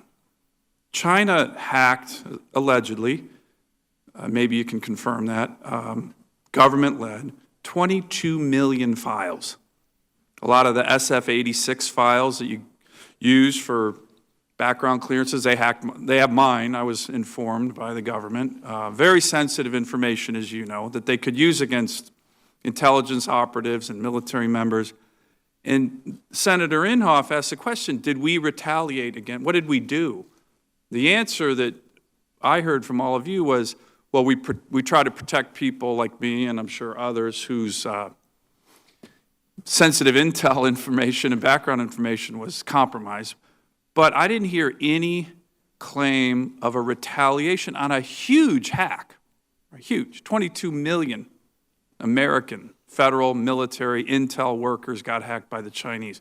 So the president signed this statement with President Xi Jinping, the U.S.-China security agreement, but obviously, or General Clapper, from your testimony, the Chinese have not abided by that, have they? They have. I thought you said they're continuing to as I indicated in my testimony. I'm sorry? I'm sorry, I thought you said in your testimony today that they continue to conduct cyber attacks. They continue to conduct cyber espionage. They have curtailed, as best we can tell. There has been a reduction, and I think the private sector would agree with this. There has been some reduction in their cyber activity, and the agreement simply called for stopping such exfiltration for commercial gain. So let me just ask a final question. Did we retaliate and up the costs against China after an enormous cyber attack against our nation? We did not retaliate against an act of espionage any more than other countries necessarily have retaliated against us for when we conduct espionage. But isn't that answer just part of the problem, that we're showing that we're not going to make it costly for them to come in and steal the files of 22 million Americans, including many intel officers?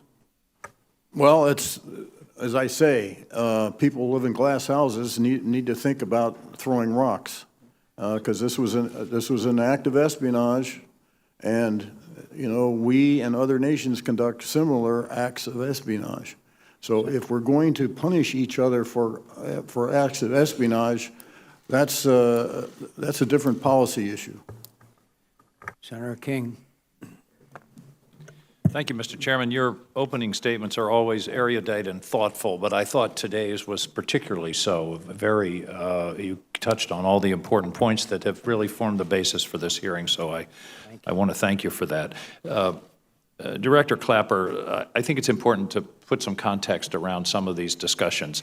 One of the most important things to me is that your public statement in October, along with Jay Johnson, was prior to the election, and you were simply telling facts that you had observed. And in my experience of reading intelligence community communications, it's one of the more unequivocal that I've seen. You've stated here you have high confidence in those conclusions, that the Russians were behind it, that it was intended to interfere with our elections, and that approval went to the highest levels of the Russian government. Have you learned anything subsequently that you can tell us here today to contradict those findings that you publicly stated last October? No. In fact, if anything, what we've since learned just reinforces that statement of the 7th of October. And there was no political intention. You were simply reporting facts as you saw them. I presume that's correct. Your history is one of being non-political. Absolutely. I felt particularly strongly, as did Secretary Johnson, that we owed it to the American electorate to let them know what we knew. Now, people in Maine are skeptical, and they want to have evidence and proof, and I'm hearing from people, prove it. The problem, as I understand it, is the desire to provide evidence that is convincing that your conclusions are correct versus the danger of compromising national security on sources and methods. Can you sort of articulate that? Because I think that's an important point.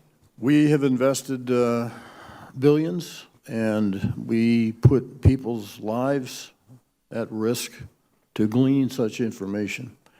And so if we were to fulsomely expose it in such a way that would be completely persuasive to everyone, then we can just kiss that off, because we'll lose it. And then that will endanger imperil our ability to provide such intelligence in the future.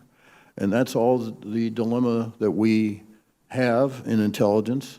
We want to be as forthcoming and transparent as possible, but we feel very, very strongly, as we do in this case, about protecting very fragile and sensitive sources and methods.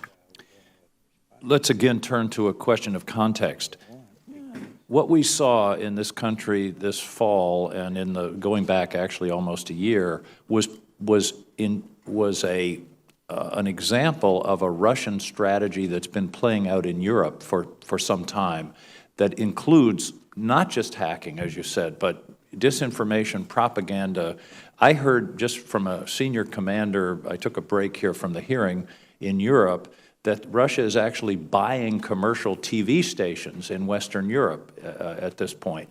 And this is a comprehensive strategy that we've seen playing out in Eastern Europe, and also there was a report this morning that they are funding one of the candidates for the presidency of France in the election this May. Well, the Russians have a long history of interfering in elections, theirs and other people's. And the difference, and there's a long history in this country of disinformation. This goes back to the 60s, you know, the heyday of the Cold War. Funding that they would share or provide to candidates they supported, the use of disinformation. But I don't think that we've ever encountered a more aggressive or direct campaign to interfere in our election process than we've seen in this case. And there are so many more channels of disinformation today than there were in the past. One final point. That's exactly right, and that's a very key point about of course, the cyber dimension and social media and all these other modes of communication that didn't exist in the Cold War. One final point. We had a meeting with the committee with a group of representatives from the Baltic states, and I know the chairman was just in the Baltic states. I asked them, and they are just deluged with this. I mean, they have been warning us about this for years, about the messing around with elections. I said, so what do you do? How do you defend yourself? And they said, well, we're trying to defend ourselves in various ways, but the best defense is for our public to know what's going on so they can take it with a grain of salt. I thought that was a very interesting observation because their people now say, oh yeah, that's just the Russians. That's why I think public hearings like this and the public discussion of this issue is so important, because we're not going to be able to prevent this altogether. But we need to have our people understand that when they're being manipulated. Would you agree with that conclusion? Absolutely. That's why I felt so strongly about the statement in October. Thank you. Thank you, Mr. Chairman. Just to follow up, General Clapper, during the Cold War, we had a strategy, and we had Radio Free Europe, and we had the Voice of America. Senator Graham, who will be speaking next, will attest that when our recent trip, they don't have a strategy. They don't have a counter-propaganda, the United States of America I'm talking about. And we've got to develop that strategy, even if it encompasses the internet and social media. But they are doing pretty significant stuff, particularly in the Baltics and Eastern Europe. Would you agree, Senator Graham? Yes. Appreciate being before the committee. Thank you. So, yes, I would. Would you agree with me that Radio Free Europe is outdated? I'm frankly not up on well, it on says radio, and a lot of people don't I listen to the radio like they used to. Yeah. Okay. Well, actually, radio is a very popular mode in many parts of the world. Radio's big in your world? My world? Yeah. Not so much. Yeah, I don't listen to the radio much either. So the bottom line is you're going to be challenged tomorrow by the president-elect. Are you okay with being challenged? Absolutely. Do you both welcome it? We do. Do you think it's appropriate? We do. Are you ready for the task? I think so. Good. Is there a difference between espionage and interfering in an election? Yes, espionage implies to me at least, a passive. Yeah, okay. Passive collection, and this was much more activist. So when it comes to espionage, we better be careful about throwing rocks. When it comes to interfering in our election, we better be ready to throw rocks. Do you agree with that? That's a good metaphor. I think what Obama did was throw a pebble. I'm ready to throw a rock. Would I be justified as a United States Senator taking your information about Russia's involvement in our election and what they're doing throughout the world and be more aggressive than President Obama if I chose to? That's your choice, Senator. Do you think he was justified in imposing new sanctions based on what Russia did? I do. Okay. So to those of you who want to throw rocks, you're going to get a chance here soon. And if we don't throw rocks, we're going to make a huge mistake. Admiral Rogers, is this going to stop until we make the cost higher? we have got to change the dynamic here, because we're on the wrong end of the cost equation. Yeah, you got that right. Could it be Republicans next election? This is not about parties per se. Yeah, it's not like we're so about a much better at broad process. cybersecurity than Democrats. Right. Now, I don't know what Putin was up to, but I don't remember anything about Trump in the election. Now, if Trump goes after the Iranians, which I hope he will, are they capable of doing this? They clearly have a range of cyber capability, and they have been willing to go offensively, both, we've seen that in the United States and the one dam. So if analogy. Trump takes on China, which I hope he will, are they capable of doing this? Yes. Okay. So we got a chance as a nation to lay down a marker for all would-be adversaries. Do you agree with that? Yes, and I'd be the first to acknowledge we need to think about this broadly. Yeah, and we should take that opportunity before it's too late. Yes, sir. Do you agree with me that the foundation of democracy is political parties, and when one political party is compromised, all of us are compromised? Yes, sir. All right. Now, as to what to do, you say you think this was approved at the highest level of government in Russia, generally speaking. Is that right?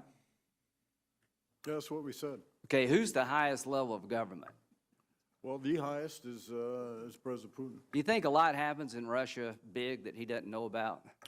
Not very many. Yeah, I don't think so Certainly either. none that are politically sensitive in another country. Okay.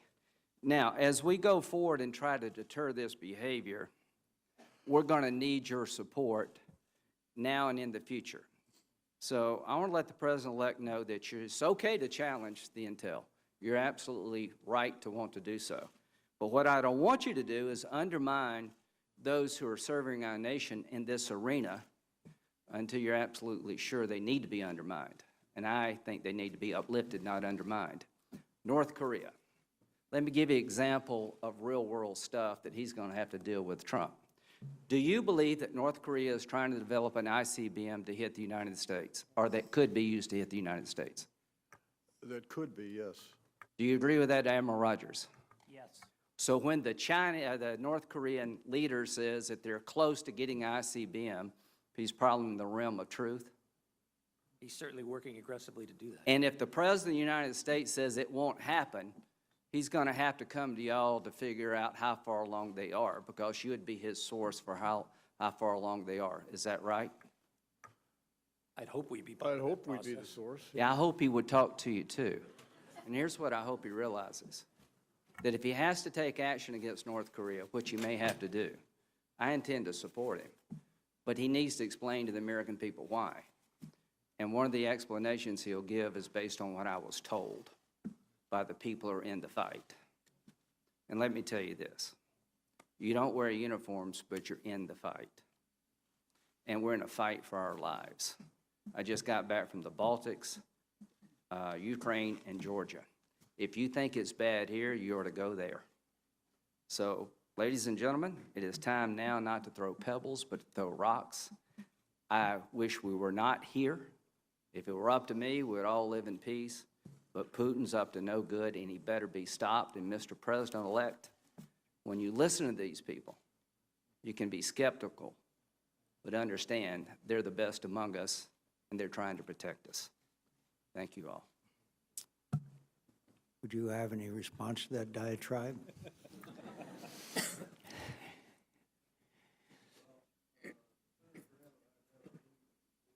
Microphone.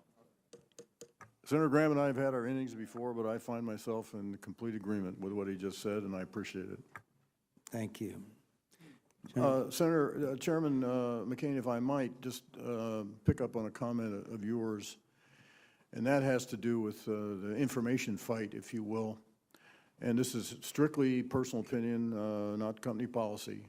But I do think that we could do with having a USIA on steroids, United States Information Agency, to fight this information war that a lot more aggressively than I think we're doing right now. You know, I agree, General, and I think one of the areas where we're lacking and lagging more than any other area is social media. We know these young people in the Baltics are the same as young people here. They get their information off the internet, and we have really lag behind there. Senator Gillibrand. Thank you, Mr. Chairman, and Mr. Ranking Member for hosting this very important hearing. I want to follow on some of the questioning that Senator Ernst started concerning the National Guard and cyber. I have been pushing DoD to use the Guard for years and appreciate that this is beginning to happen. Members of the Guard bring unique skills and capabilities, and we should be leveraging them. Admiral Rogers, I look forward to working with you on how best to do this. Can you tell me whether there has been movement on the Army National Guard cyber protection teams being included in the cyber mission forces? Yes. And we brought 2 online that have been activated in the last year, 2 additional that are coming online in 17, the first of which just came online. So yes, ma'am. And how much more is left to be done? And when do you expect it? The Guard and the Reserve are bringing on an additional 21 teams. Those will not be directly affiliated with the mission force. But one of the things I think we're going to find over time, the only way to generate more capacity in a resource-constrained world is to view this as an entire pie, not just, well, here's one sliced-off area, the mission force, and here's a separate area, the Guard and Reserve. I think what we're going to be driven to is you're going to have to look at this as a much more integrated whole. I do too, because at the end of the day, our Guard and Reserve, they have day jobs, and they may be working at Google and Microsoft and Facebook and all these technology companies and have extraordinary skills. And as a way to tap into the best of the best, I think we should look at people who already have these skills, who are already committed to serving our nation as best we can. Right. So I appreciate your work. Yes, ma'am. And if I could, one area that I'd be interested in your help in, for many employers in the Guard and the Reserve, and I say this as the son of a Guardsman when I was a kid growing up, they often, sometimes, tend to view that service as something that you do overseas. Hey, I'm willing to let you go because you're going to Afghanistan, you're going to Iraq. In the world of cyber, we're operating globally from a garrison, pick the location. From any location in the world. Anywhere. And correct. So this idea, this just came up, General Langell and I were just talking about this yesterday, as a matter of fact, where I said, one of the things we need to do is educate employers about what is the nature of this dynamic. And it's every bit as relevant as, hey, we're sending somebody to Afghanistan or Iraq. I think that's right. On a separate topic, but related, I've long been advocating for aggressive development of the manpower that we need to support our cybersecurity mission. In particular, I continue to believe that we have to not only develop the capability in our military and the interest in cyber among young Americans, but that the military must be creative when thinking about recruitment and retention of cyber warriors. How would you assess our current recruitment and retention of cyber warriors, and what challenges do you foresee in the future, and what recommendations do you have to address them? Because obviously we are competing with some of the most dynamic, innovative companies in the world, but we need them to be our cyber defense and our cyber warriors. So knock on wood, in the military aspect, we are exceeding both our recruiting and retention expectations. I worry about how long can we sustain that over time in the current model. My immediate concern is a little less on the uniform side, in part because if money was a primary driver for them, they wouldn't have come to us in the first place. On the civilian side, however, that's probably my more immediate concern. I'm finding it more challenging to retain. We're able to recruit well, retaining them over time. I'm really running into this on the NSA side right now. Where how do you retain high-end, very exquisite civilian talent for extended periods of time? Well, I'd be delighted to work with you over the next year on that. Yes, ma'am. Director Clapper, I was very interested in your opening remarks and the initial conversation you were having about the Russian hack onto the DNC and to various personnel's emails, and the question of whether it was a declaration of war. And given that that is such a serious statement, I want to ask you, do you think we should take things like the Democratic Republican Party infrastructure and consider them to be critical infrastructure? Should we actually be looking at our infrastructure differently because of this recent event? That's been a subject of discussion about whether our political infrastructure should be considered critical infrastructure. I know Secretary Johnson's had discussion with state officials about that, and there's some pushback on doing that. So it's a policy call. Whatever additional protections that such declaration would afford, I think that would be a good thing. But whether or not we should do that or not is really not a call for the intelligence community to make. Well, I hope it's one that the members here in this committee will discuss, because if it does result in such a grave intrusion, maybe it should be critical infrastructure, and certainly politics and political parties are not set up that way. And so it would be quite a significant change. Thank you. Director Clapper has to leave in about 20 minutes, so we'll enforce the time. Senator Tillis. Thank you, Mr. Chair, and gentlemen, thank you all for your service. I, for one, have high confidence in the community that you represent, and I hope that they recognize that I speak for most of the senators here that share the same view. Director Clapper, I'm going to spend most of my time probably reflecting on some of the comments that you've made. The glass house comment is something I think is very important. There's been research done by a professor up at Carnegie Mellon that's estimated that the United States has been involved in one way or another in 81 different elections since World War II. That doesn't include coups or regime changes. So tangible evidence where we've tried to affect an outcome to our purpose. Russia's done it some 36 times. In fact, when Russia apparently was trying to influence our election, we had the Israelis accusing us of trying to influence their election. So I'm not here to talk about that, but I am here to say that we live in a big glass house and there are a lot of rocks to throw, and I think that's consistent with what you said on other matters. I want to get back to the purpose of the meeting, the foreign cyber threats. I think Admiral Rogers and Director Clapper, you all have this very difficult thing to communicate to policy people who may not have subject matter expertise in this space. For example, Director Clapper, you were saying that one of the problems with a counterattack, I think it was you, it could have been Admiral Rogers, is that you may have to use an asset that's actually a presence on some other nation where that nation may or may not know that we have a presence there. In fact, we have presences across cyberspace that are not known, that as a part of a counterattack, the part of the counterattack could be nothing more than exposing our presences, because we know a lot of our adversaries may or may not be aware of presences that we have out there in inappropriate locations. Is that correct? Yes, and I think you've succinctly illustrated the complexities that you run into here. Yeah, and so that is why, as thrilling, as somebody who's written the precursors to phishing code before and stolen passwords as a part of ethical hack testing, so I was paid to do this, that underscores the need for us to really be educated about the nature of this battle space and how more often than not it's probably more prudent to seek a response that isn't a cyber response, given the fluid nature. I mean, we're in an environment now where we see a threat, and we build a weapons system. It's on the water, it's in the air, it's on the ground. And then we kind of counter that threat, and we come up with war plans to use that capability. In cyberspace, major weapon systems get created in 24-hour cycles.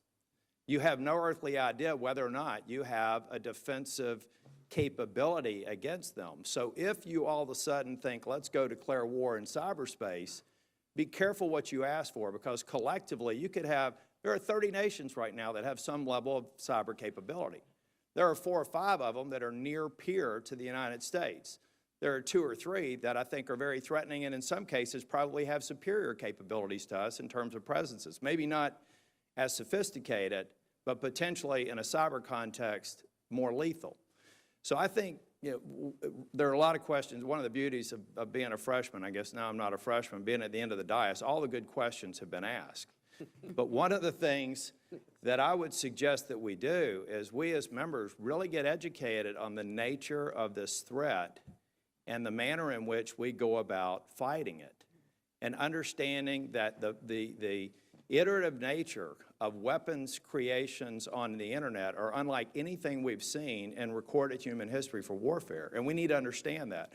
We also need to understand what the rules of engagement are going to be and how future AUMFs actually include a specific treatment for behaviors that are considered acts of war, and then a whole litany of things that we should do for appropriate responses so that we can begin to make more tangible the consequences of inappropriate behavior in cyberspace. And so that's not so much a diatribe, but it probably is a speech, Mr. Chair. The last thing I'll leave you with is, Admiral Rogers, I'd like for my office to get with you and continue to talk about how we get these bright people retained and recruited to stay up to speed with developing these threats. We need to understand that they are the secret to creating these weapon systems to counter the malicious acts like Russia, China, Iran, and a number of other nations are trying to develop against us. Thank you. Senator Rono. Thank you, Mr. Chairman, and thank you, gentlemen, for your service. I think it's clear that we have tremendous concerns about the Russian hacking in our elections, and I think it's more than ironic that we have a president-elect who kept talking about our elections being rigged, which I would consider trying to interfere with our elections to be a part of a rigged kind of an election. And at the same time, he denied Russia's activities in this regard. Some of this was already touched on regarding the president-elect's attitudes toward the intelligence community and the morale the impact on morale. So going forward, as we are challenged by the need to have more cyber aware or skilled cyber workforce, if this attitude toward the intelligence community doesn't change on the part of decision makers, including the president, would you agree that it would make it that much harder, Director Clapper and Admiral Rogers, to attract the kind of cyber experienced workforce that we need to protect our country? Well, it could.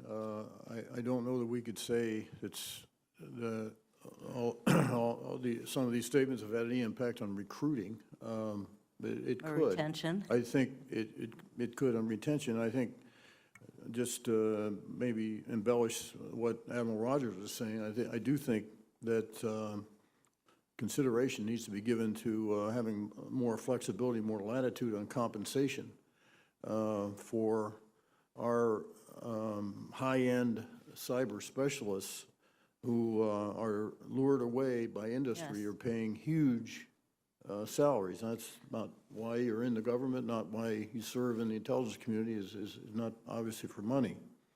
But I do think that in those highly technical, high-end skill sets that we badly need in the government, in the intelligence community, that it would be helpful to have more latitude on compensation. And I would agree, coincidentally. Very briefly. I spent both of these individuals a note within the last 24 hours, of which I said, using my authority as the director of NSA, I am going to authorize the following increased compensations for the high-end cyber part of our workforce, because I am just watching loss. Yes, of course, and it's not just compensation that attracts people to what we're doing in our intelligence community, because service to the country is a very important motivation, and of course, I would think that morale would be very much attendant to that.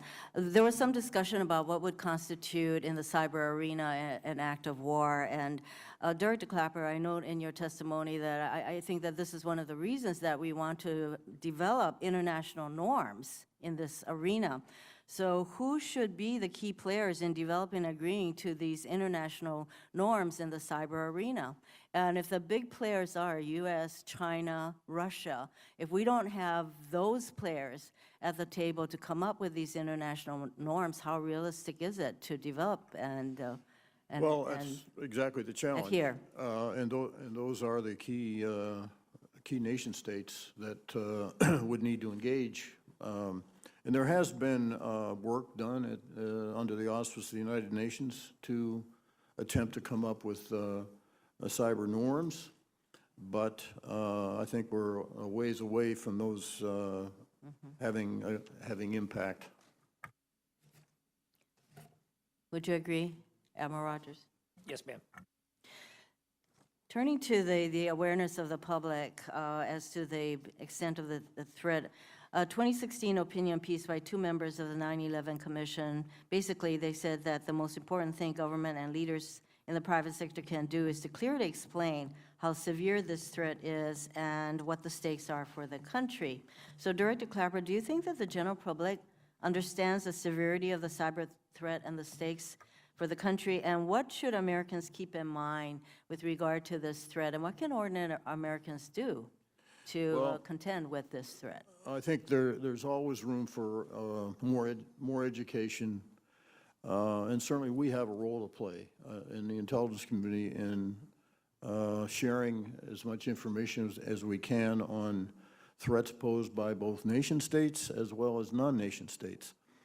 And I think there are simple things that Americans can do to protect themselves. Be aware of the threat posed by spear phishing, for example, which is a very common tactic that's used yet today. We have a challenge in the government, getting our people to respond appropriately to cyber threats. So this is one case where communicate is the watchword. Senator Cruz. Thank you, Mr. Chairman. Gentlemen, thank you for being here. Thank you for your service to our nation. The topic of this hearing, cybersecurity, cyber attacks, is a growing threat to this country, and one that I think will only become greater in the years ahead. We have seen in recent years serious attacks from, among others, Russia, China, North Korea. Indeed, it is with some irony. I spent a number of years in the private sector and, to the best of my knowledge, never had my information hacked. And then all I had to do was get elected to the United States Senate. And the Office of Personnel Management was promptly hacked, and everyone on this bench had our information stolen by a foreign assault. My question, Admiral Rogers, starting with you, is what do you see as the greatest cybersecurity threats facing our country? And what specifically should we be doing about it to protect ourselves? So, small question. When I look at the challenges and the threats, it's in no particular order. Significant extraction of information and insight that is generating economic advantage for others, that is eroding operational advantage at times for us as a nation.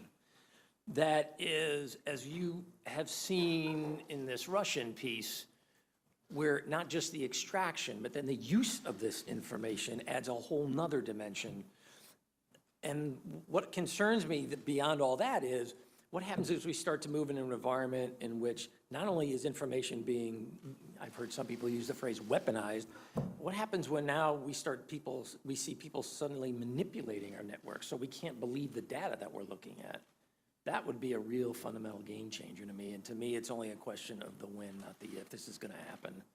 And what happens when the non-state actor decides that cyber offers an asymmetric advantage to them because their sense of risk and their willingness to destroy the status quo is significantly different and greater than your typical nation state.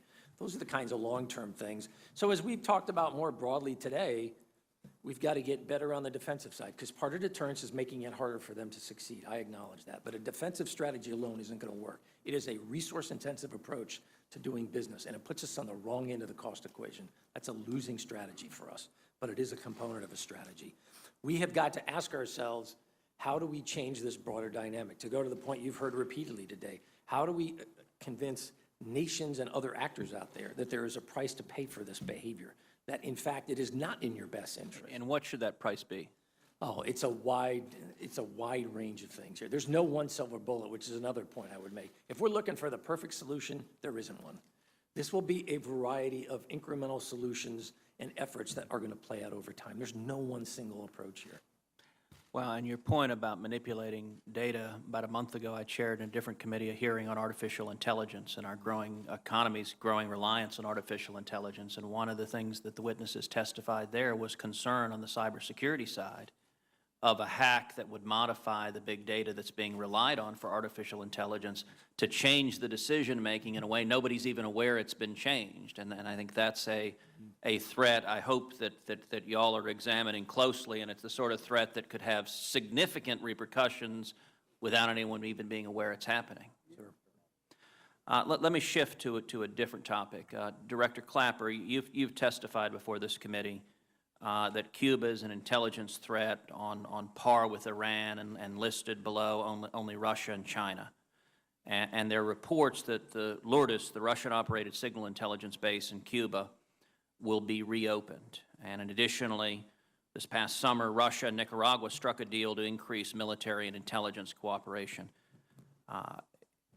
resulting in an influx of Russian tanks into Managua and an agreement to build an electronic intelligence base, which may be disguised as a satellite navigation tracking station. To the best of your knowledge, what is Russia's strategy in the Western Hemisphere, and how concerned are you about the Russians expanding their influence in Cuba and Nicaragua? Well, the Russians are bent on establishing both a presence in the Western Hemisphere, and they're looking for opportunities to expand military cooperation, sell equipment, air bases, as well as intelligence gathering facilities.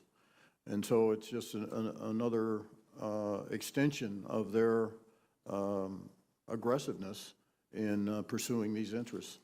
And with respect to Cuba, Cuba's always had long-standing, very capable intelligence capabilities, and I don't see a reduction of that, of those capabilities.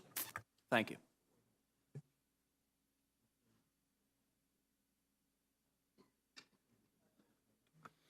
Thank you, Mr. Chair, and thanks to the witnesses for today and for your service. And, Mr. Chair, I appreciate you calling this hearing. I think this hearing is a test of this body, the Article I branch Congress, this hearing and others to follow. I was chairman of the Democratic National Committee for a couple of years, and we had a file cabinet in the basement that had a plaque over it. It was a file cabinet that was rifled by burglars in an invasion of the Democratic National Committee in 1972. It was a bungled effort to take some files and plant some listening devices.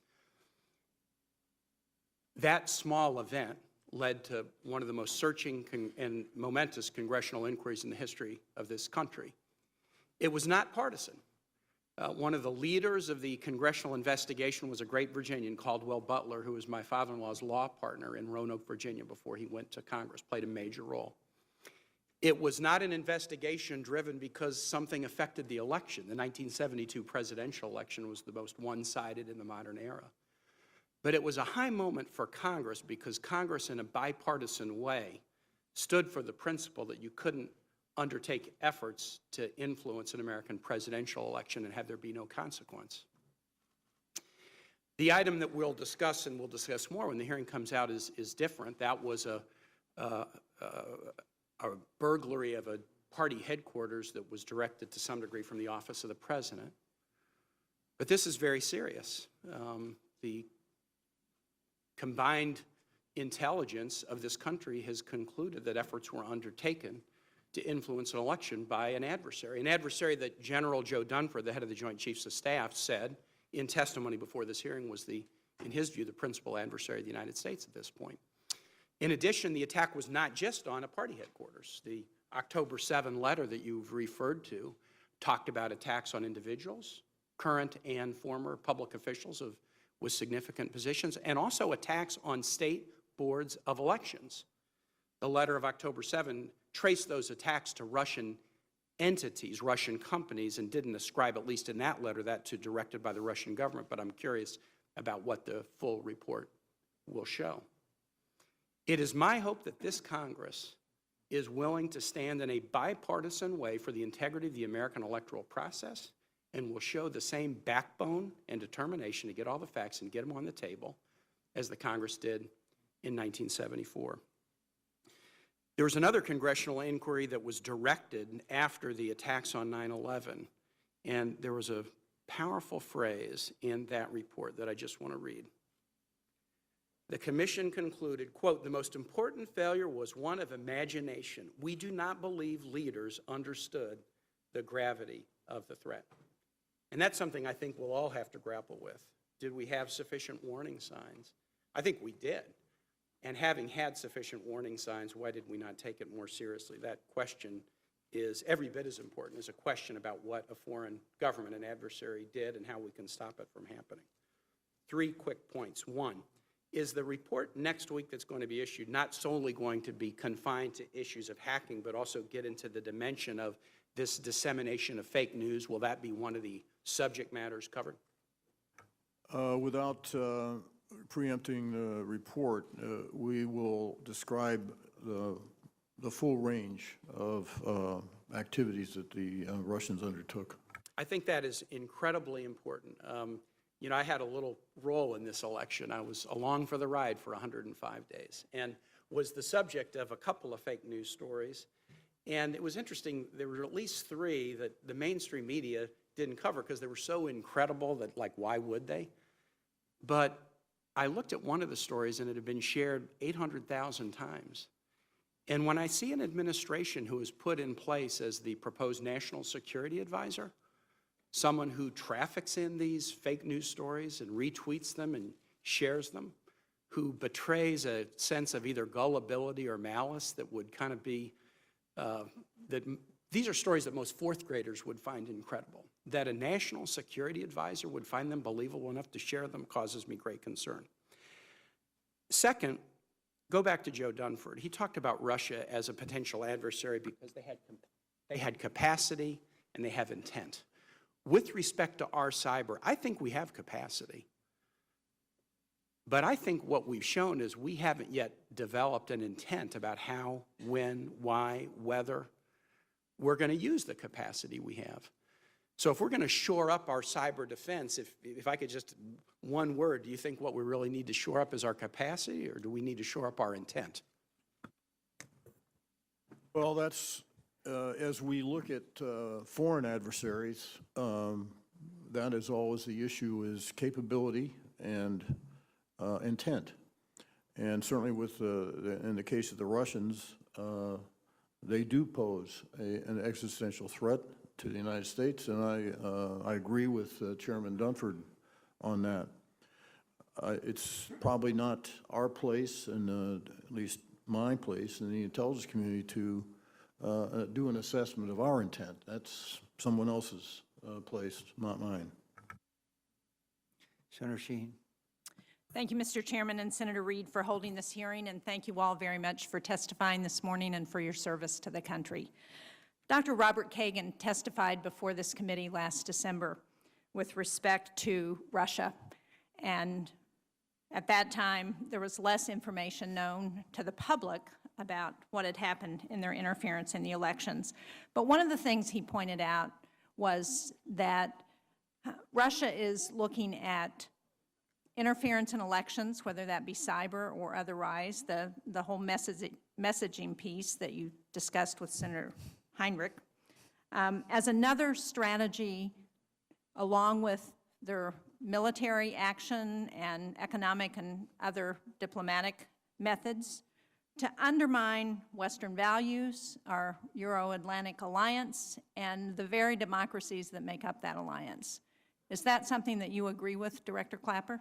Yes, that's clearly a theme. It's certainly something that the Russians are pushing in messaging in Europe.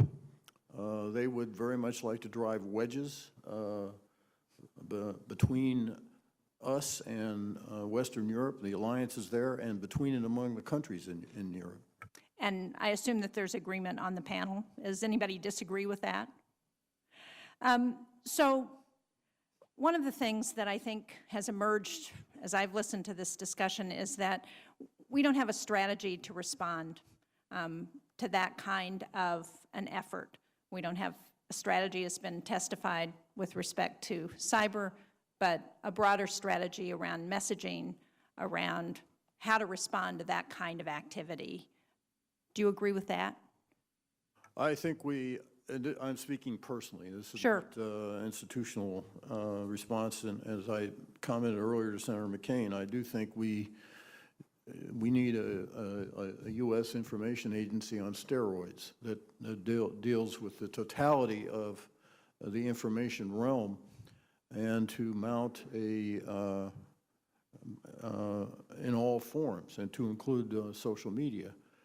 I'm sorry to interrupt, but can I just ask, why do you believe that hasn't happened? Director Clapper, Admiral Rogers? For my part, I don't know why it hasn't. I can't answer that. Admiral Rogers? From my perspective, in part because I don't think we've come yet to a full recognition of the idea that we're going to try to do something fundamentally different. I think we still continue to try to do some of the same traditional things we've done and expecting to do the same thing over and over again, yet achieve a different result. I don't necessarily think. No, that's the definition of crazy. I think we've determined that. Secretary Latour? I would just add that in this area, the capability and intent framework is useful to think about. I think it is only in the last few years that we have seen adversaries with true intent to use propaganda and the ability to reach out as terrorists are doing and try to incite and match that up with the tremendous power that social media tools allow to make that easy and simple and effective and broadly applicable. So given that this is a strategy, and given that it's aimed not just at the United States, particularly with respect to interference in our elections, but at Western Europe and Eastern Europe for that matter, is there an effort underway to work with our allies through NATO or otherwise? I've been to the Cybersecurity Center in Estonia, but there didn't seem to be a NATO agreement that this was something that we should be working on together to respond to. So is this an effort that's underway? Just speaking from my lens on things, there's a lot of interest in doing that and doing it more effectively and more comprehensively, but we have not cracked the code on doing it effectively yet. And so we need to keep the pressure on ourselves and our NATO allies who are like-minded in this regard to keep improving our approach. And it's also got to be much broader than just cyber. Thank you. Director Clapper, my time is almost up, but before you go, since this is the last opportunity we will have to hear from you, can I just ask you, do you think that the DNI needs reform? Well,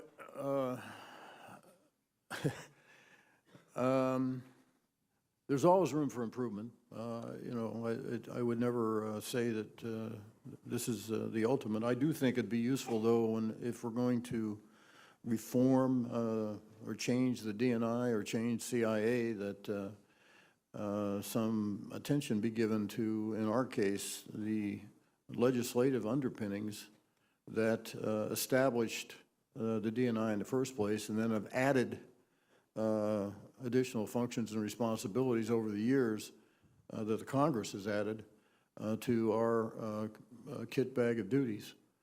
But to say that, we can't, there's not room for improvement, I never suggest that.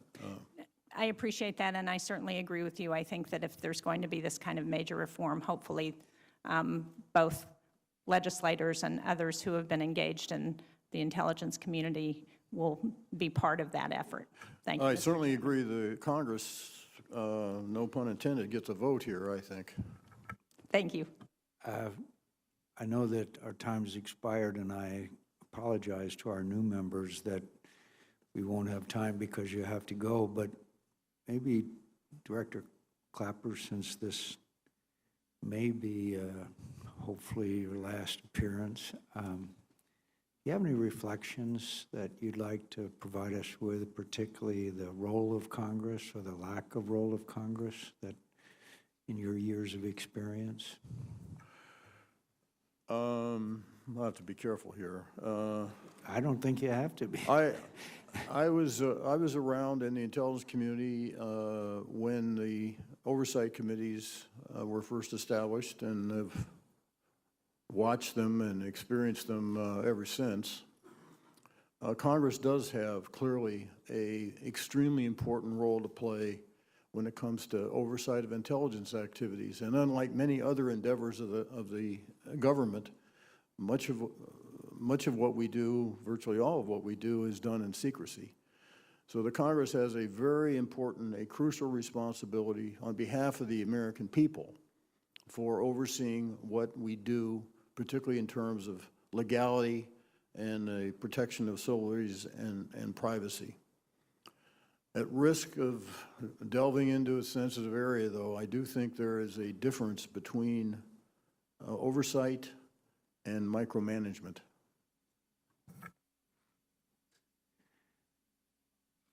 Well, we thank you. And we thank the witnesses, and this has been very helpful. And Director Clapper, we'll be calling you again. This really is adjourned.